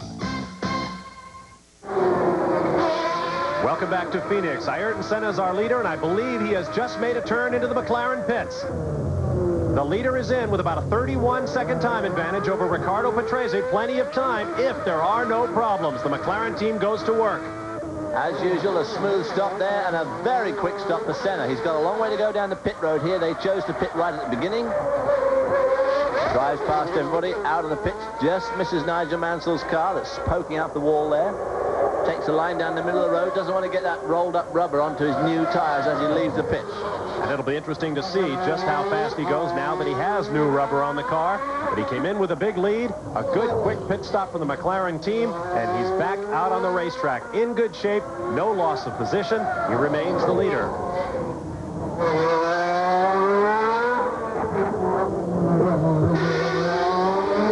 On the racetrack, Ayrton Senna has has led from the beginning. He has been in and out for tires with no problems whatsoever. A remarkable effort in the first run for this race car and its brand new Honda engine, although they have been testing the new Honda V12 since last year. Still, there is nothing like race conditions.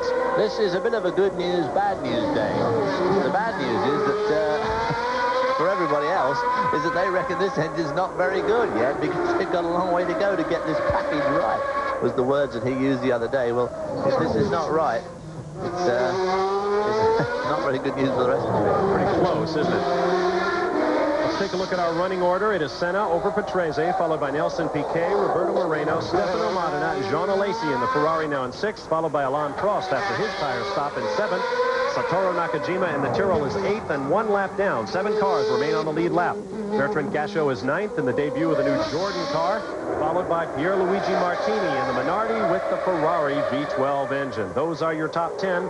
A gap 17.1 seconds from 1st to 2nd place. Into that bumpy turn 1 again, which doesn't look too bumpy to Senna. A look from high overhead in the Virgin Atlantic Airways lightship. Senna is your leader on his way to a possible 27th career Formula One victory. Stay with us.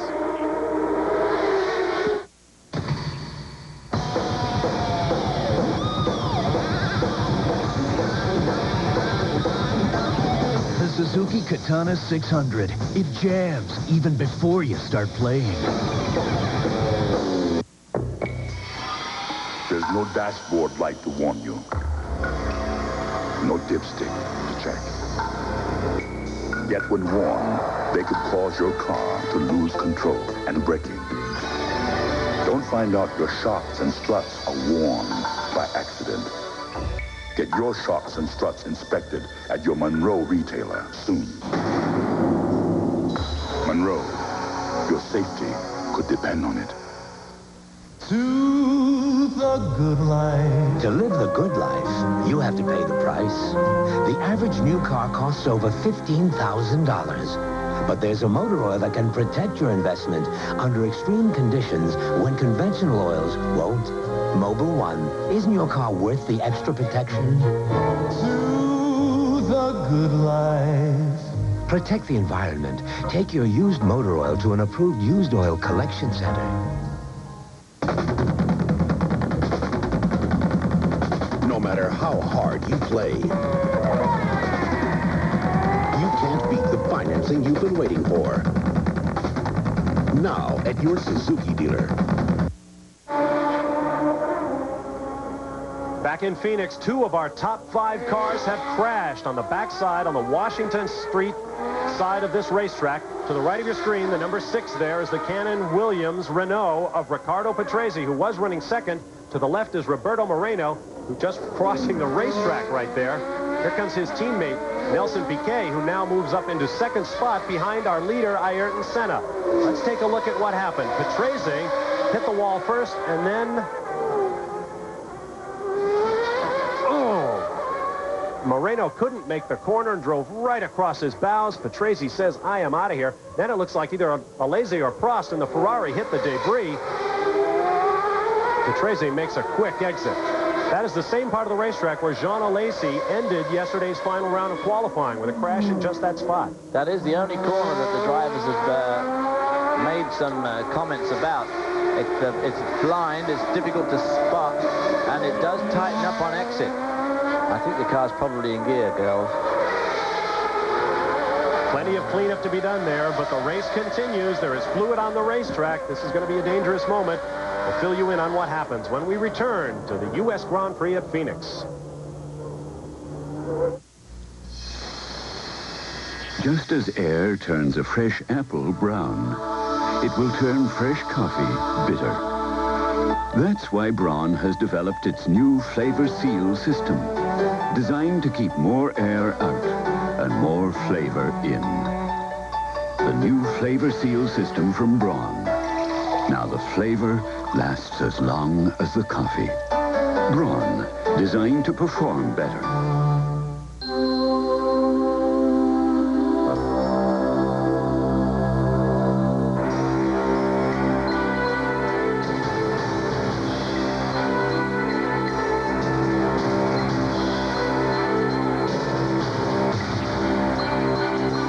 At Acura, we've discovered that when we go the extra mile, so do the people who drive our cars. The 1991 Acura Integra. Back in Phoenix, where Ayrton Senna leads the U.S. Grand Prix over Nelson Piquet, who just moved up after an accident suffered by Riccardo Patrese and his Benetton teammate, Roberto Moreno. Jean Alesi moves up to third. Stefano Modena runs fourth in the Tyrrell, and fifth is Alain Prost after a tire stop in his Ferrari. Well, of course, all three of our main protagonists, this guy here, Ayrton Senna, Jean Alesi, and Alain Prost, have all stopped the tires. It affected Senna least of all. He had a very quick stop. He had over a 30-second lead and pulled out, never losing his lead on the track. Since then, of course, we've had this rather drastic accident involving poor old Patrese, who was going so well and was suddenly run into. There was the car still sitting on the track. They can't get it moved. I think it's jammed in gear.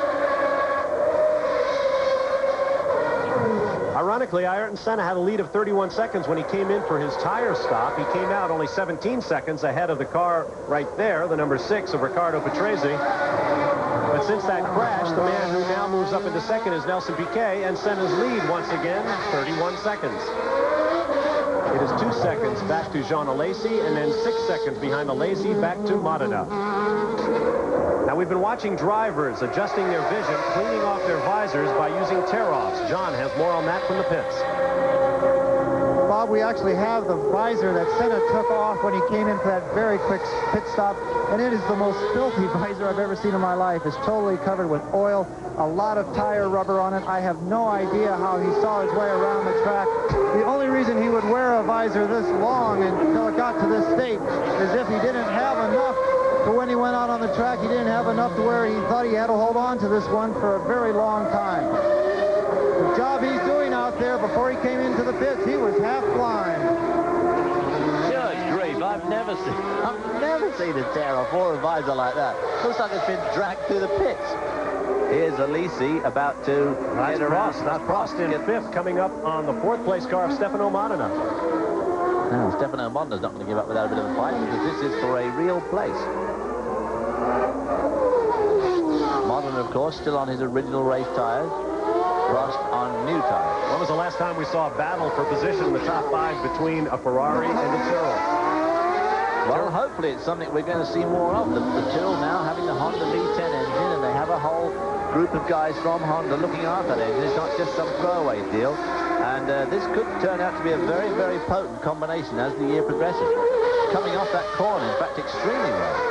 Last year, the Tyrrell was reckoned to be one of the better handling cars, and by putting the Honda engine in, it shouldn't significantly make it any worse.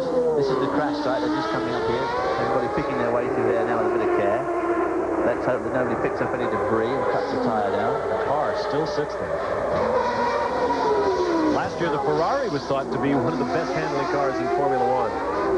Tyrrell able to hold it at bay. I'm really surprised they don't have a crane down that crash site to lift those cars out of the way. Well, Moreno has already hit it and is out of the race. Let's hope no one else does as the battle here continues. Well, of course, it's a bit different now because they all know it's there. Now then, how good is the Honda Tyrrell around this long corner? Because it's a critical corner. Comes off there, looks like it comes off pretty well. Ferrari certainly seems to have a little bit more power, but Prost, of course, using that slipstream. NASCAR runners will be used to that. He's not actually riding it, no? No. Not exactly a diving passing move there. He nearly lost his nose. He nearly lost his nose. Now let's go aboard with our second place car. Jean Alesi has taken over second place, coming up on the crash site. There you see the cars, and watch the debris. Right in front of him there is one of the wings. Ooh, and he runs right over it. Now, of course, they are carbon fiber. It would probably crush as the tire ran over it, but there will be rivet holes and threaded pieces in there which could easily cut a tire. Right through that same part of the racetrack, Jean Alesi. Everything looks to be all right now in that Ferrari running in second position. And we'll watch the gap back to Nelson Piquet, formerly in second place. There he is, now in third, going out the bottom of your picture. And look for the battle for fourth. There is number 4, Stefano Modena. And Alain Prost, no real threat right now, it would appear. Well, Prost is going to take his time. I mean, I'm sure he's sure that he can pick off Stefano Modena, but this is Stefano Modena's chance, as you said earlier, to shine this year. He's got the equipment now. They still haven't got the budget that people like Ferrari and McLaren have got. They are getting there. They picked up some more sponsorship this weekend again, and it's going to be a fairly strong and potent team. No question about it. Ken Tyrrell, who drove with Jackie Stewart to a pair of world championships, may be back. Another of our wandering artists, Steve Boyd, working in the pits here at Phoenix. We'll be back in just a moment. To the good life. To live the good life, you have to pay the price. The average new car costs over $15,000. But there's a motor oil that can protect your investment under extreme conditions when conventional oils won't. Mobil One, isn't your car worth the extra protection? To the good life. Protect the environment. Take your used motor oil to an approved used oil collection center.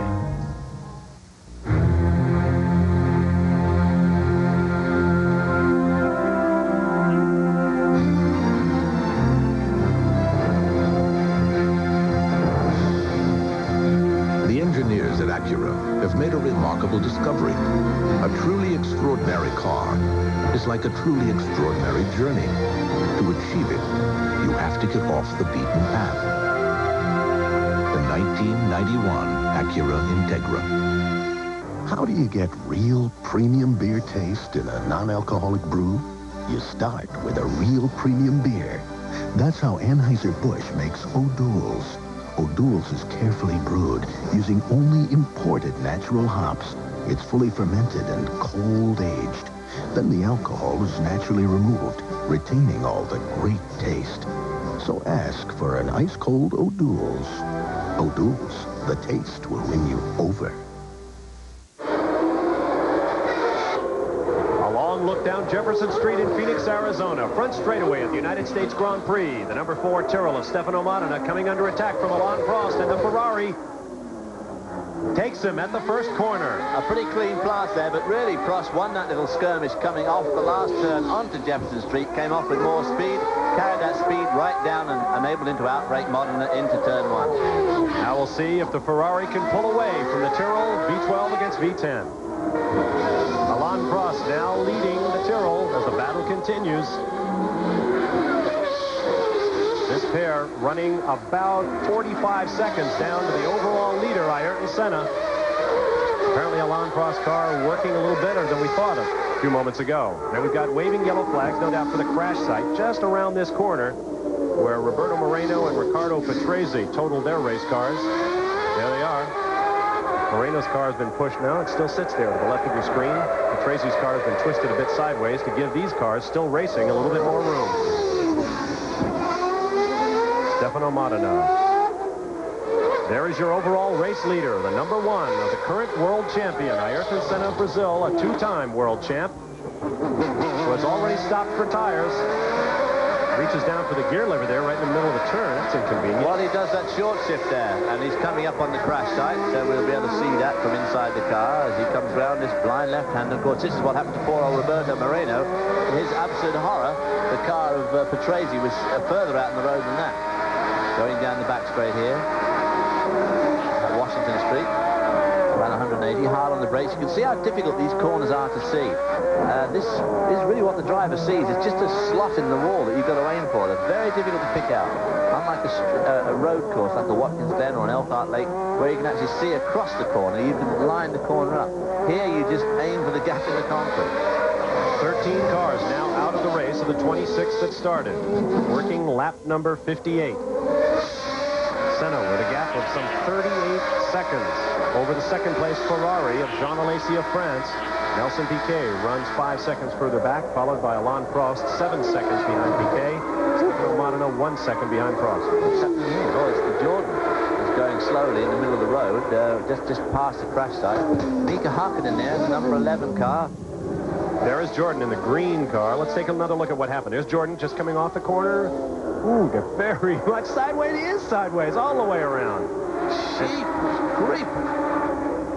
That what? Oh yeah, fine. Shake your fist now, Jean. Oh, now he pulls out in front of the third place car. Piquet. Boy, he's going to be popular afterwards among the drivers, I tell you. Well, of course, the spin, he couldn't help that, but he could certainly help pulling off. Now that was very, very close for Alan Prost. Very close. Bertrand Gachot was running 7th on the racetrack. There is your leader, Ayrton Senna. We saw that horribly stained visor of his a little while ago. There is Gachot now in the pits.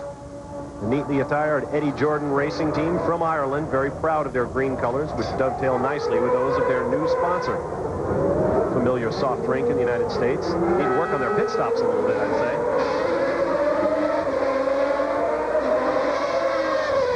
I'm amazed they haven't pulled that car of Nigel's further off the road there, too.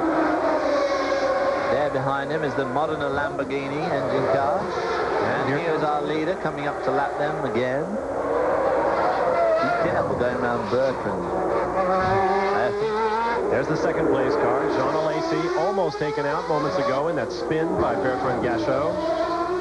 26 years of age, engaged to be married. Young Jean Alesi from Avignon, France. Now there is the third place car of Nelson Piquet, as you saw the second place car of Alesi just on the screen. Now Piquet, of course, is on the Pirelli tires. That's the biggest change that the Benetton people, the Benetton Ford made last year, was they went to Pirelli tires. They're working very closely with the Pirelli engineers to design their new car, the 191, which will appear in Imola, around the tire. They're trying to make the tire and the car combination work together well. There in the background, you see the lapped car, the Minardi of Pierluigi Martini, and just behind him, the fourth place Ferrari, number 27, just passing underneath Martini. That is Alain Prost.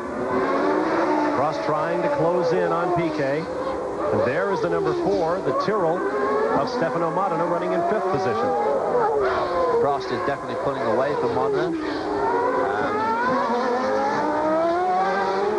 A little bit surprised that Modena and the Tyrrell aren't going just a fraction quicker than they are, actually. Final car on the lead lap is Stefano Modena, son of the Lion for his father Leo, back in Modena, not far from the Ferrari factory. Ayrton Senna, a dominating leader in Phoenix.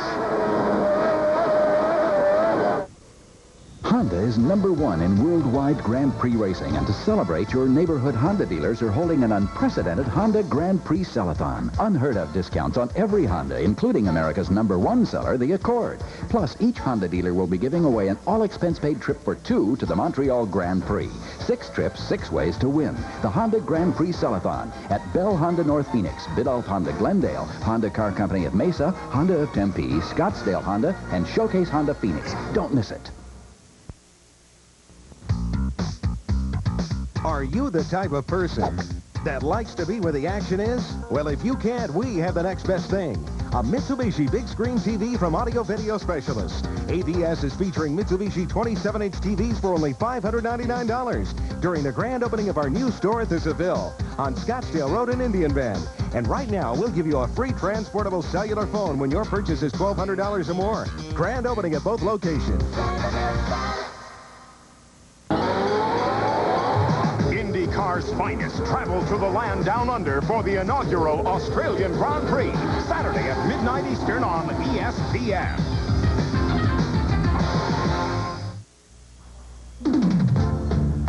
Welcome back to Phoenix, Arizona, the Valley of the Sun, where the opening round continues in the 1991 Formula One World Driving Championship. ESPN Speed World coverage of the Iceberg United States Grand Prix is brought to you by Suzuki Motorcycles and ATVs. Suzuki, the ride you've been waiting for. And by Monroe Shocks and Struts. Monroe, your safety could depend on it. There are new points in place in Formula One this year. Should Ayrton Senna win, he will pick up 10 points instead of the 9 that have been in place for decades in Formula One. 2nd through 6th will score as they did last year, 6, 4, 3, 2, and 1. And perhaps the most important difference of all 16 races and their scores will count this year. Last year, it was the best 11 performances out of 16. This year, all 16 races will count. Let's get down to the pits now and John Visignano. Roberto Moreno, you had an excellent USA Grand Prix going, and then you and Patrese came together. What happened? We didn't come together. He spun, and he was stopped in the middle of the circuit in the blind corner. So I went over his front nose, and that's the end of the race for me. Is there any way that you could have seen the car? Is that a problem with the track here in Phoenix? Would you like to see something change because of that? It's very difficult to change. It's very good to change. It's okay, they can hear you. It's very difficult to change a circuit like this. It's just a blind corner. It was just one of those things. He spun in the middle of the circuit. He couldn't get out. So I came here and I went straight to his front nose. Roberto, I'm sure you're looking forward to Brazil. We're sorry you're out of the race here in Phoenix. Thank you. Your leader is Ayrton Senna, working lap number 63 of 82. Let's take one more look at what Roberto Moreno was just talking about. There is Patrese, who has already spun. A couple of cars have gone by, but Moreno took the corner wide and could not help it. It was just one of those things. We don't know what sort of flag warnings he was getting. Probably pretty good. But even so, you know, you never quite know just how bad it's going to be. And, of course, he was stuck well out in the road. There is Nelson Piquet and the remaining Benetton car in the field. And just behind him, the 27 Ferrari in red of Alain Prost trying to get around that Tyrrell. That's the Tyrrell of Nakajima. Stefano Modina's teammate Nakajima is running fairly well down, but with that Honda power, of course, he won't be difficult to pass at all. It's an easy pass. Third and fourth are Piquet and Prost. Prost now with a clear shot at Piquet. A pair of three-time world champions at work on the streets here at Phoenix. Ooh, somebody in the back of the picture there. Somebody back there smoking badly at the top end of the straight. Nelson Piquet on Pirelli, and of course, Alain Prost on Goodyear, new Goodyears, having stopped with his teammate to change tires. And the Pirelli cars, or at least particularly the Pirelli car of Nelson Piquet, has not stopped yet, while most of the leading Goodyear runners have done so. They may have been running on a slightly harder compound. Of course, the two Tyrrell Hondas are also on the Pirelli rubber too. Of course, in addition to tires, fuel is a consideration throughout Formula One racing. Here's Rick DeBrule with a fuel story from the pits. Well, especially you were talking about the fact that Honda's out there now with a V12 engine. One of the things a V12 engine does is it eats gasoline a lot quicker than a regular V8. For example, in the Benetton pit, they will have, in the Benetton car, they will have 200 liters of fuel. The McLaren will carry 220. That's the equivalent of at least two of these, possibly three. The result, first, you have to design that into the car. Second, you have to account for the weight of that. It's extra weight, and that's something the designers have to work around to try and get that car to go as fast as a car that only has 8 cylinders. Whoops, there is our smoker. Speaking of fuel, we got a little bit of a fire, and a very eventful first Formula One race for Mika Hakkinen comes to a conclusion. Here's a look at what happened to him on the front side. Bad haze of smoke there coming out of the engine. Engine obviously on the blink, on the way off. That is the Judd V8, and there we see the engine erupting in a cloud of smoke and oil. That will put more oil on the racetrack. Give these drivers yet something else to think about. This is coming into that turn 5 and 6 complex. Interestingly, both of the Lotus cars, Julian Bailey, his teammate, who did not make the race, suffered a similar engine fire, an oil fire on Friday practice. Now Mika Hakkinen, who has spun several times, has finally burned his car out of the race. Well, he certainly had a pretty good baptism of Formula One racing there. You can see just how young he is, only just 22 a few months ago. Very successful, a bit of a protege of Keke Rosberg of Finland.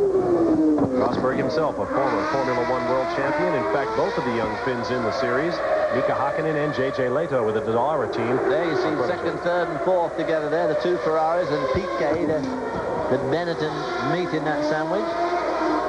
27, Al Prost. There's second place, Alesi, out of the bottom of your picture. Here comes Nelson Piquet, and finally, Alain Prost, second, third, and fourth. Al, his very self. Picking up on the point I was making earlier, Piquet, running on those Pirelli tires, has not pitted and may not. Last year, the Pirelli qualifying tires were renowned for great speed, but their race tire came up short. Now it appears they not only have traction, but durability as well. Well, they did a tremendous amount of testing with the Benetton team down in South Africa over the winter. Did, what, 6,000 miles of testing? Let's get down for more on the Pirelli story with Rick DeBrule. morning. In fact, the Benetton team has been going out and taking a look at the skies and keeping those clouds overhead. In fact, they were saying that as long as the clouds hold, they think they can go the whole distance. We just went in and asked them, are they indeed going to pull it off? And they said, we'll see. In fact, that's how Pirelli won their first Formula One victory with Gerhard Berger in the Benetton car, as a matter of fact, in Mexico City back around 1986, I believe. He ran non-stop while all the Goodyear runners pitted, and he managed to steal away that first Formula One victory for Pirelli, as well as for Gerhard Berger. Second, third, and fourth place cars running very close together on the racetrack. Here you are on board with our leader. Ayrton Senna has checked out of this race, as they might say on the NASCAR Tour. He is the runaway leader in Phoenix. We'll be back in a moment.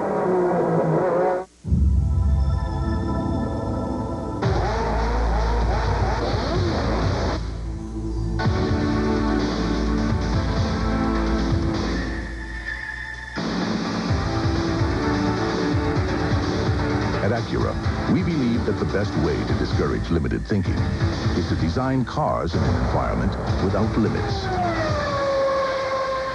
The NSX, precision-crafted performance from Acura. And Performance Car, one of Europe's leading automotive magazines, put tires to the test. Dunlop's D40 M2 beat the best. 7 world-class tires went through 14 rigorous tests in the ultimate performance challenge. When the results were in, the winner was Dunlop, outpacing, outscoring, outperforming 6 of the world's best tires. Read it and believe it. Call 1-800-845-TEST. Dunlop outperforms. Welcome to Mountain Man 101. Let's begin. This is a mountain man. Notice his love of great natural beauty, his instinctive resourcefulness, his healthy respect for a fine pair of cowboy boots. However, the easiest way to identify a mountain man is to look at his hands, which will no doubt be holding a smooth bush beer or an easy drinking bush light. So, head for the mountains and learn to live life as a man among men. From the Virgin Atlantic Airways Lightship, high above Phoenix, Arizona, you're watching the United States Grand Prix here on ESPN. Bob Varsha and David Hobbs with you at our announce position. And down in the pit lane below the Virgin airship, John Bizignano and Rick DeBrule keeping tabs on things. There is a bird's eye view of our leader in the race, Ayrton Senna of Brazil, who runs 37.6 seconds ahead of Jean Alesi. Nelson Piquet in third position. Alain Prost fourth in a Ferrari 2-4. Stefano Modena fifth for Tyrrell. Satoru Nakajima 1 lap down in sixth, followed by Pierluigi Martini, Aguri Suzuki, Bertrand Gachot, Nicola Larini, and Gabriella Tarquini. NASCAR stock car action coming your way here on ESPN April 7th, live from Darlington International Raceway, the Trans-South 500. Spring stop at one of the most fabled raceways in all of stock car racing. Darlington, the Trans-South 500, live April 7th, 1 p.m. Eastern Time here on ESPN. A yellow ribbon hangs from buildings all over Phoenix, Arizona. A happy time in America as the crisis in the Persian Gulf winds down. And we can turn to thoughts of sport. The world loves Formula One. More than 250 million television viewers will be watching Formula One this year. As you watch the second place Ferrari of Jean Alesi. Third is Nelson Piquet. Fourth is Ferrari teammate Alain Prost, right there in your picture. And the pit board for Alesi, excuse me, David, a moment ago, the pit board for Alesi read fuel, reminding him to watch his fuel meter. There's only enough fuel on board to go the distance, and you can use it up too quickly if you're too heavy with the right foot. And although you can stop and change tires in Formula One, you cannot stop and put more fuel on what you've got in the car at the beginning. And it looks like a fuel problem here already. Alesi slowed remarkably. Piquet almost ran him over, then almost went around him. Now here comes Prost right up behind Piquet. It's a drag race down Jefferson Street. It looks like Piquet might have the advantage. Prost may have to go 3 wide or risk running into his teammate. Alesi gives way. Prost will now test Piquet at the first corner. Woo! Piquet went round there 2 abreast. So we go from Alesi, Piquet, Prost to Prost, Piquet, Alesi. Well, it must be a fuel pickup problem because he's back on song now. Let's see if we can listen in to the sound of this Ferrari and see if it's cutting out.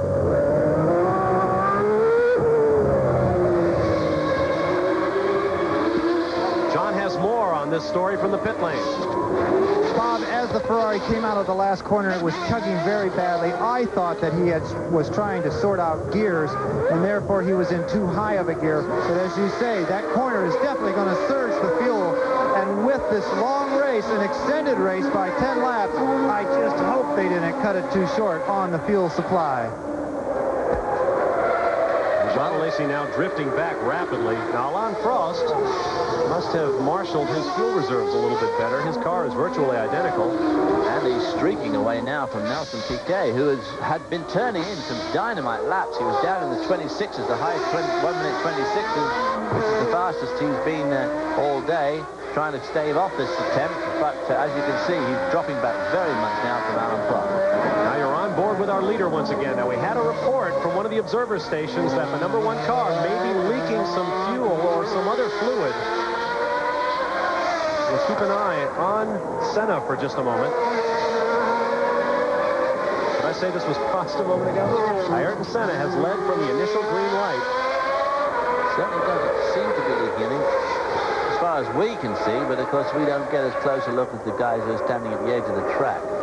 Notice the front wing. They've been narrowed this year in an effort to slow the cars. Of course, everyone carries a lot of front wing on a course like this where you need downforce. They scallop the interior parts of the front wing there to get air into the side pods that ram through the radiator and cool the engine. Now there's 28, Alesi, getting big bursts of flame from the exhaust headers. And a little bit of smoke out there. Ooh, that's from the gearbox area. Recall a year ago in this race when Nigel Mansell exploded his Ferrari gearbox.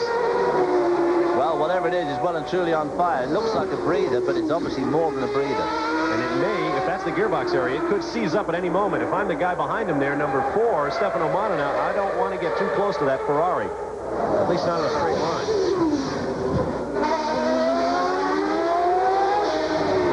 Modena, of course, is now caught between a rock and a hard place. The smoke coming out of their Ferrari there. Heavy smoke.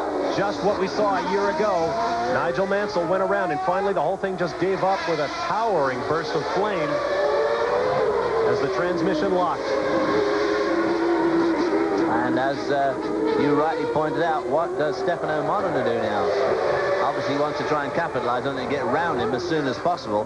He can't afford, of course, to drop back. Just about 10 laps remaining. Looks like John Alesi will try to stick it out. Running in 4th spot right now.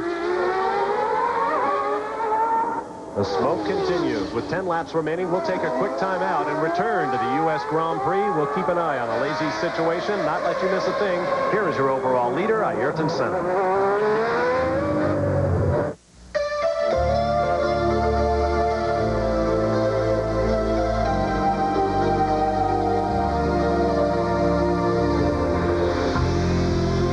Over the years, man's fascination with flight has taken on a number of different expressions. The new Legend Coupe from Acura happens to be the latest.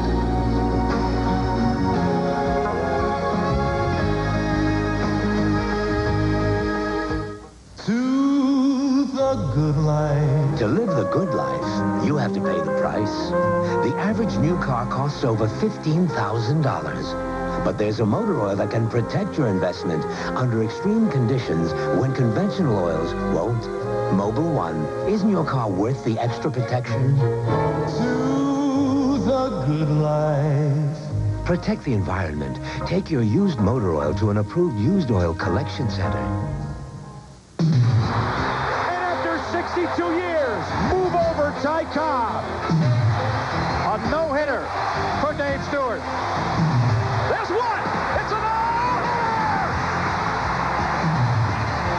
Nolan Ryan is the 20th pitcher in Major League Baseball history to win 300 games. Once again this season, if it happens in baseball, you'll see it on ESPN. Once again, back at Phoenix, Arizona, where the number 28 Ferrari of Jean Alesi continues to smoke. Stefano Modena wants to get around him, and Alesi almost drove him up on the curb. Difficult place to pass, even with that Honda V10 behind your ears.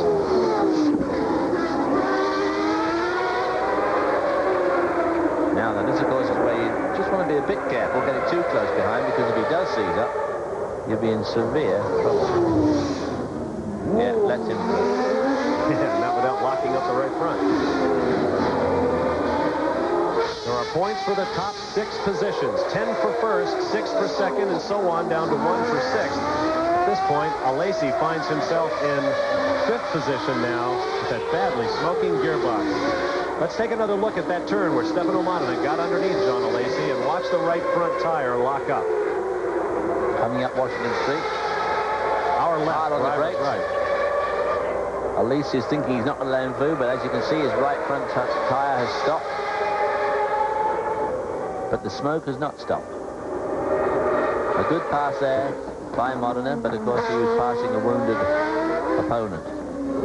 Nelson Piquet on Pirelli Shop Benetton Ford, flying in 3rd spot, losing ground 2 second spot, which is held by Alan Prost as we go back to our leader's car, coming to the last complex of 12 and 13, corner 12 and 13. Up to the wall there. As you can see, not using all the road, driving a relatively conservative race. His main concern now, of course, is to finish at all costs. So Senna will be taking it very steady, and he won't mind if that lead of his, which was 40 seconds, if it goes down to 0.4 of a second. He doesn't care as long as it's 0.4 of a second the right way. Making a pretty picture for the sidelined artist. Ayrton Senna will be 31 years of age in 2 weeks' time when he will be racing in front of his Brazilian countrymen. There, once again, John Alesi, arm up. That gearbox may have finally given it up. He goes straight on at one of the corners. Let's get down to John. Well, obviously it is a gearbox problem. When he came out of the last corner a few laps ago and slowed, he was definitely having trouble shifting that gearbox into the gears that he wanted. It's the semi-automatic Ferrari. In talking to Ferrari, they said there should be no fuel problems whatsoever, and they were just hoping that it would keep smoking till the flag dropped. Obviously, it didn't quite make it. Well, the onboard camera shows that the car is now stopped. John Alesi will be unclassified in the first event of the 1991 Formula One season as he tosses his gloves to the crowd. A nice bit of sportsmanship. You can't have a good day, make somebody else's day good. He's getting paid too much. You know how much those gloves cost? They're a lot of money. I wear gloves like that for 5 years at a time. In the winter, too. Right. Well, he was just a glove. Well, a day that began with so much promise for so many of the new mechanical combinations and drivers in Formula One, this man, Ayrton Senna, with his new combination of the McLaren chassis and the Honda V12 engine, have been doing just fine. His teammate Gerhard Berger dropped out of the race fairly early on, but no problems for perhaps the finest driver of his era, Ayrton Senna da Silva. I wouldn't say no problems yet. We've got 10 laps to go nearly. So. There's John Alesi coming back, cleaning himself up before he gets back to the pits. So his 24th Formula One start has not turned out the way he would like. His teammate Alain Prost is still in, running in 2nd place now. But this man, Ayrton Senna. Now we say the race is 82 laps long, but we may run up on a 2-hour time limit, which governs any Formula One race, so the checkered flag could come out at any time. There is Prost, who was running as low as 6th earlier, but he has now made his way up into 2nd place, 38.7 seconds behind our overall leader. There is Nelson Piquet, running in 3rd position with that V8 Ford-powered Benetton. Nelson Piquet, of course, winning the last 2 races of the 1990 season, having the race somewhat given to him in Japan, and driving extremely well in Australia to take another win, which obviously did the Benetton team no end of good, and had a very, very hard winter, testing, like I say, 5,000 or 6,000 miles of testing on all sorts of combinations of Pirelli tires. And these guys, of course, running an interim model of last year's car, the new one due to appear at Imola. It's Satoru Nakajima. Nakajima running in 5th place behind his identically equipped teammate, the number 4 of Stefano Modena. Even television producers get cars mixed up in Formula One. They look so much alike. These cars, of course, the Tyrrells, also on Pirelli. And, of course, neither the Tyrrells and neither the Benettons have stopped the tires, although Senna and the 2 Ferraris, both on Goodyears, chose to make pit stops. Coming around to complete lap number 76. Ayrton Senna of Brazil over Alain Prost by 33 seconds now. Nelson Piquet just 5 seconds behind Prost, followed by Stefano Modena, Satoru Nakajima. And we'll be right back.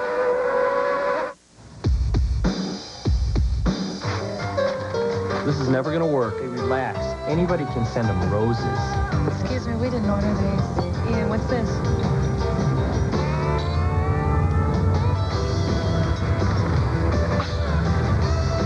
Hi. Did they really expect us to call them? I'm telling you. Hello.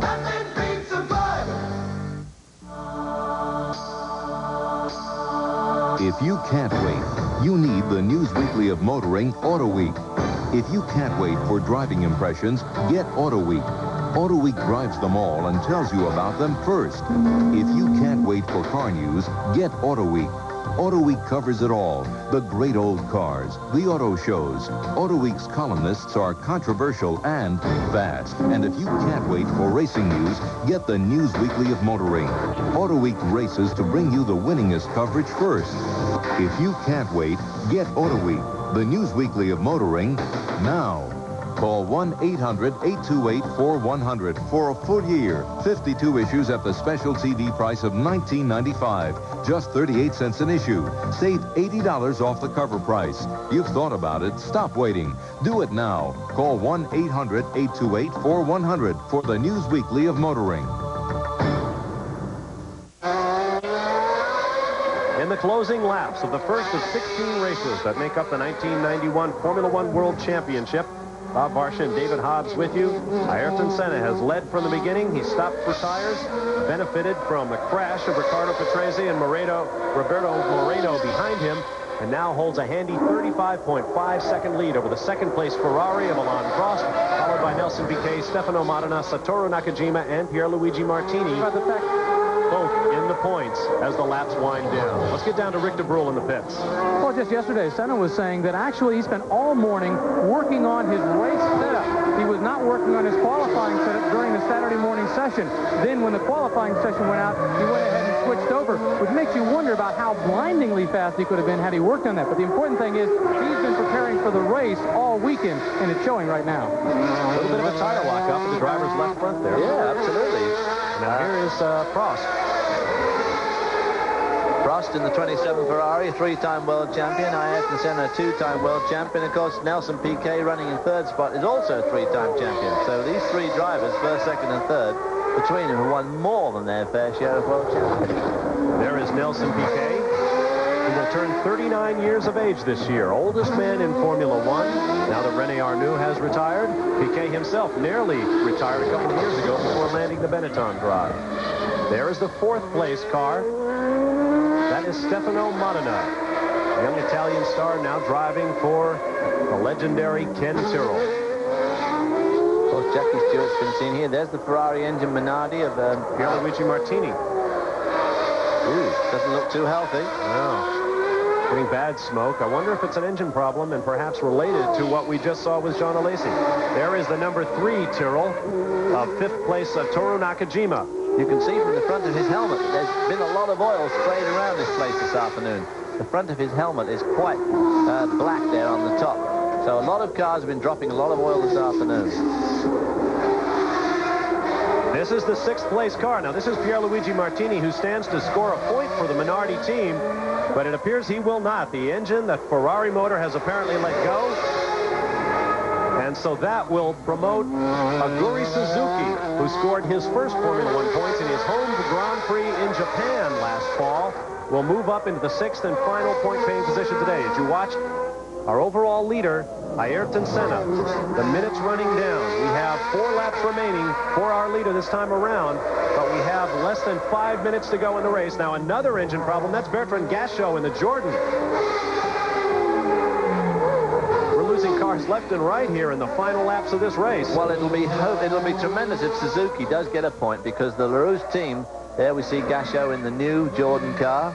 Obviously, his engine's gone. That uses the Ford engine, somewhat similar to the Benetton. They about a year behind in development all the time, but there we've quite a regular little car park down at the end there.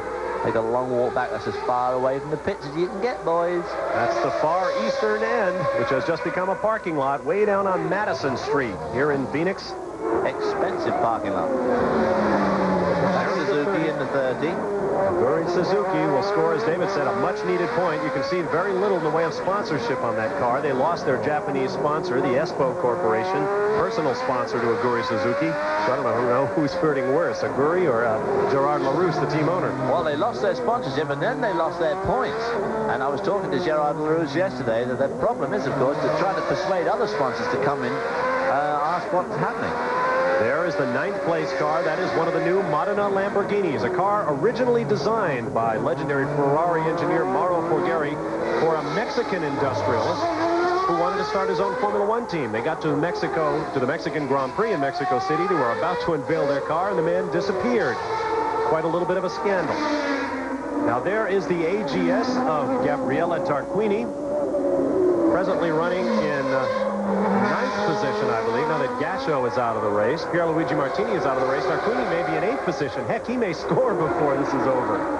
Gabriele Tarquini's teammate, Stefan Johansson, was one of those guys who failed to get through qualifying yesterday afternoon. Stefan Johansson getting off to yet another somewhat unfortunate Formula One season. Another team in some financial trouble with the economic downturn worldwide. A lot of the Formula One teams who need as much as $3 million just for travel, to mention driver salaries and all the mechanical equipment and everything else that goes on. In a world of $20 and $30 million budgets, that money is hard to come by. Some teams are suffering. There is Ayrton Senna, our overall leader. Just a few moments remaining in the opening round of the World Championship. We'll be back to the Iceberg Grand Prix in Phoenix in just a moment. Schaefer Smith Ankeny Insurance, growing with the Valley for over 30 years. Any agent can sell you an insurance policy, but what happens after the sale makes the difference. And this is where Schaefer Smith Ankeny Insurance pulls ahead of the rest, because their people make the difference. Schaefer Smith Ankeny's 57 employees offer full computerized service from quotations to claims. They represent the finest nationally known insurance companies. So for all your insurance needs, call my friends at 956-7800. Insurance professionals who will work hard for you.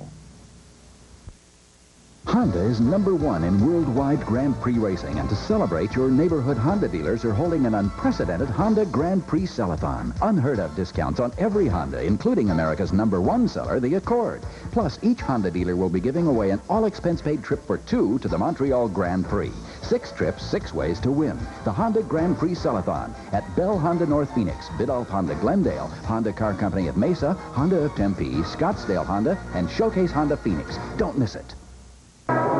Ayrton Senna turning slowly in his McLaren Honda. He doesn't need to move very quickly at this point. He holds a 31-second advantage over the second-place car of Alain Prost with just a couple of minutes remaining in the overall 2-hour time limit governing every Formula One race. That time limit often comes into play on street circuits like the one here in Phoenix because they are slower than the purpose-built circuits. And, of course, the other thing that makes it come into play is when it rains, and the race pace is a lot slower.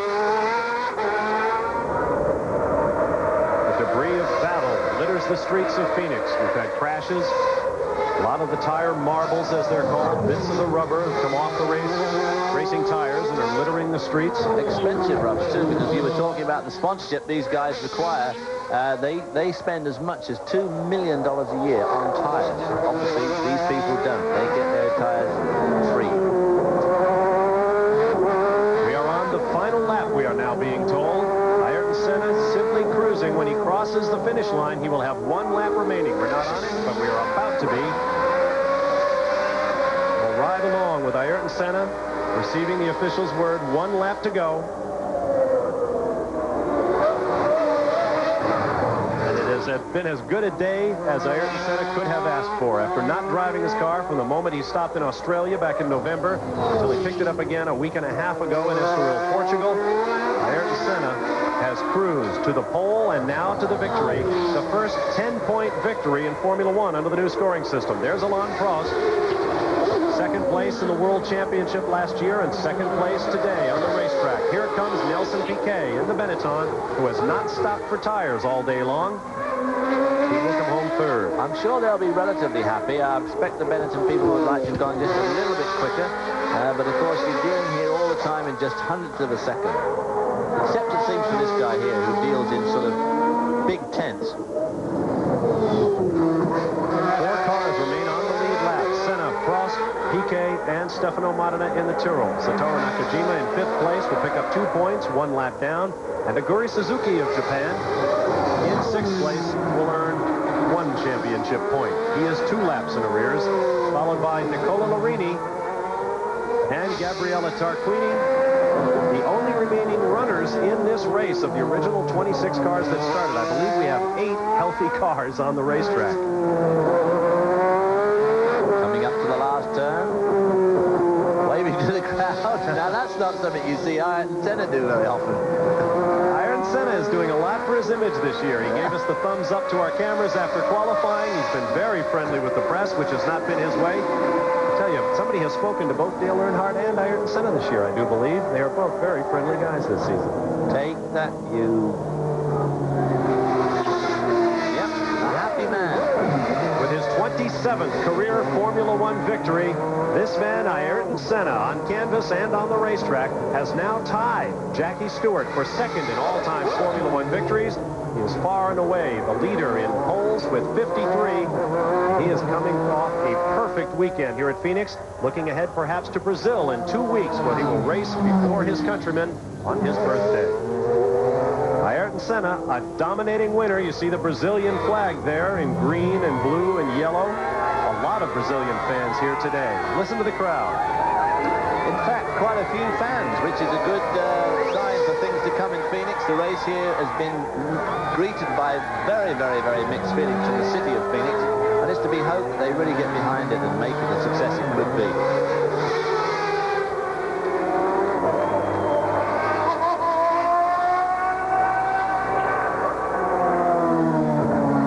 Ayrton Senna cruising the 2.3-mile circuit on the streets of Phoenix, mounting as good a defense of his world championship as he could ask for. By far the slowest lap he's turned all day. ESPN, we miss you. Where have we gone? More Brazilian flags hailing the winner here in Phoenix. 15 races to come in 15 countries on 5 continents.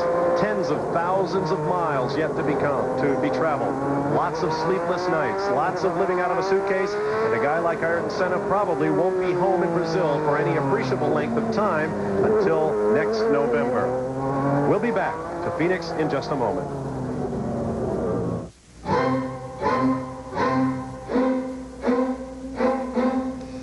Some people see shaving as something you do for 3 minutes a day. At Braun, we see it as something you do for a lifetime. And we think you should make the best of it. The Braun Shaver, with its 3 shaving positions. Designed for those who choose to make a virtue out of necessity. Braun, the world's #1 selling foil shaver.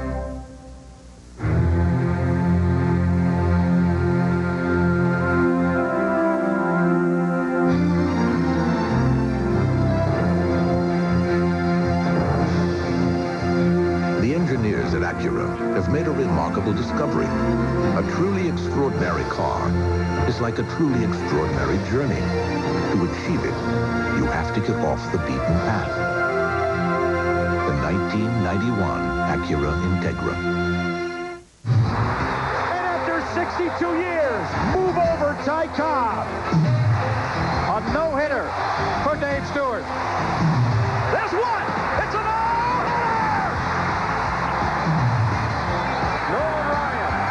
is the 20th pitcher in Major League Baseball history to win 300 games. Once again this season, if it happens in baseball, you'll see it on ESPN.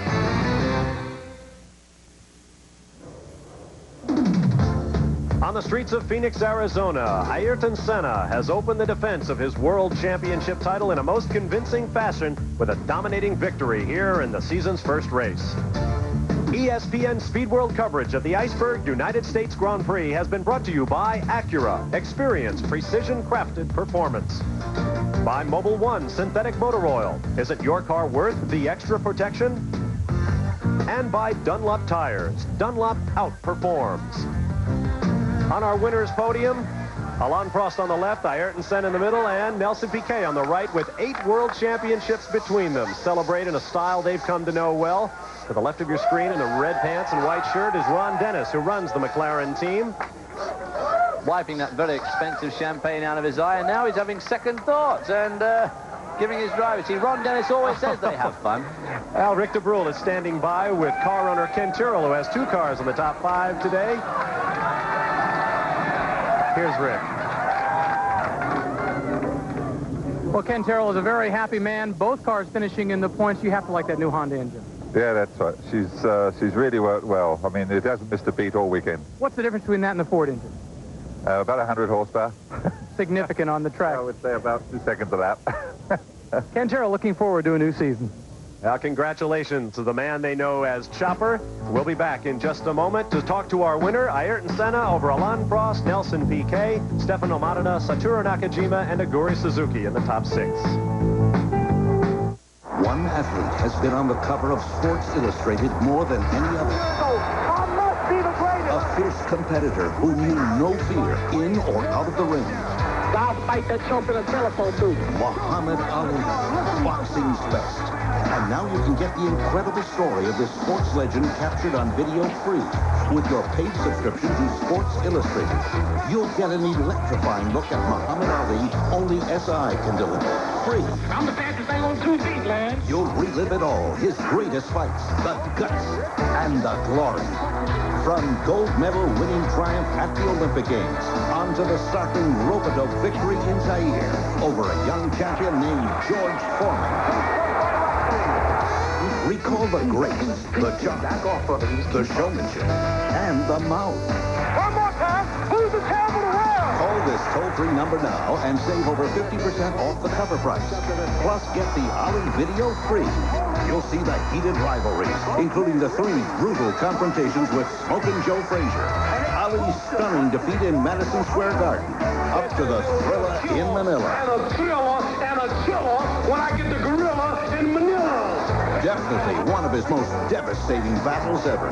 Get 23 issues of SI for 3 easy monthly installments of $9.89 each. That's over 50% off the cover price. You can put it on your credit card. You'll even get the baseball preview and the 1991 swimsuit issue, revealing the latest trends in beachwear, along with the Muhammad Ali video free. Ali is the world heavyweight champion for the 3rd time. Call now. You'll save big on Sports Illustrated and get the free video that must be the greatest. I'm a bad man. I shook up the world. I shook up the world. You're watching ESPN, the Total Sports Network.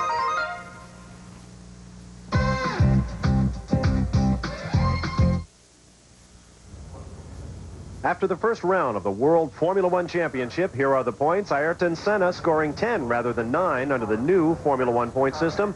Alain Prost with 6 useful points, followed by Nelson Piquet, Stefano Maddona, Satoru Nakajima, and Aguri Suzuki, 2 Japanese drivers in the top 6. Now here's John Bizignano with our winners. Thank you very much, Bob. Ayrton Senna, are you covered with sweat or champagne?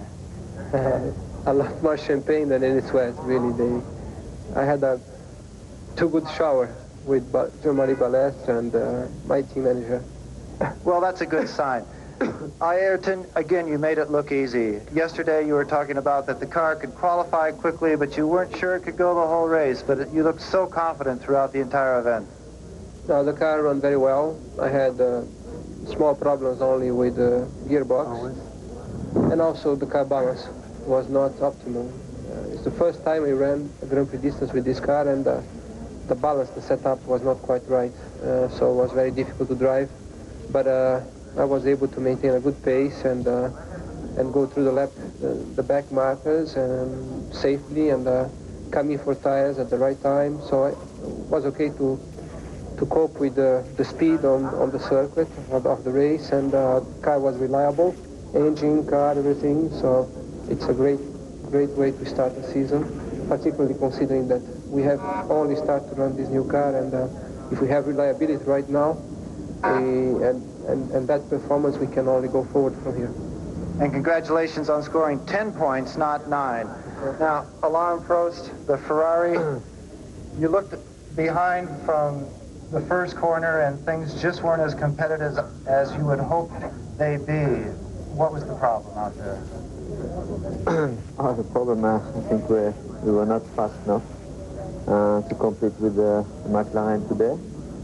In fact, I had also problems, especially with the clutch, and I also had a long pit stop, but in any case, I could not win the race, so I'm quite happy with.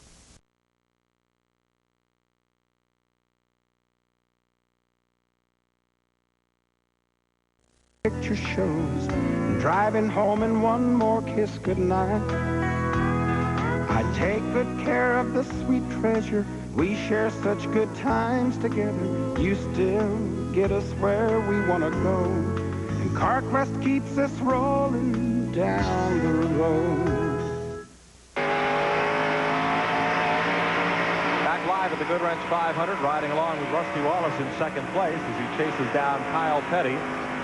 Both driving Pontiac Grand Prix, and there's a new Grand Prix that you'll see soon whizzing around the streets of Mount Airy, North Carolina. It'll be driven by Carolyn Irby, who's today's winner in the Right Guard Halfway Challenge sweepstakes. She correctly named Rusty Wallace as the leader of the halfway lap and won the Pontiac from Right Guard. Entries are now being accepted for the next race. You can call 1-900-420-2222 if you're 18 or over, and that call costs 95 cents. Or you may send your name and telephone number to the Right Guard Halfway Challenge, Box 9, Hackensack, New Jersey, to enter for the next race in Atlanta 2 weeks from now. Rusty led the halfway lap, but right now it's Kyle Petty out front. Derek Cope has returned to the race. Cope Chevrolet went to the garage area with a fire in the engine compartment. They've made repairs, Buddy Parrott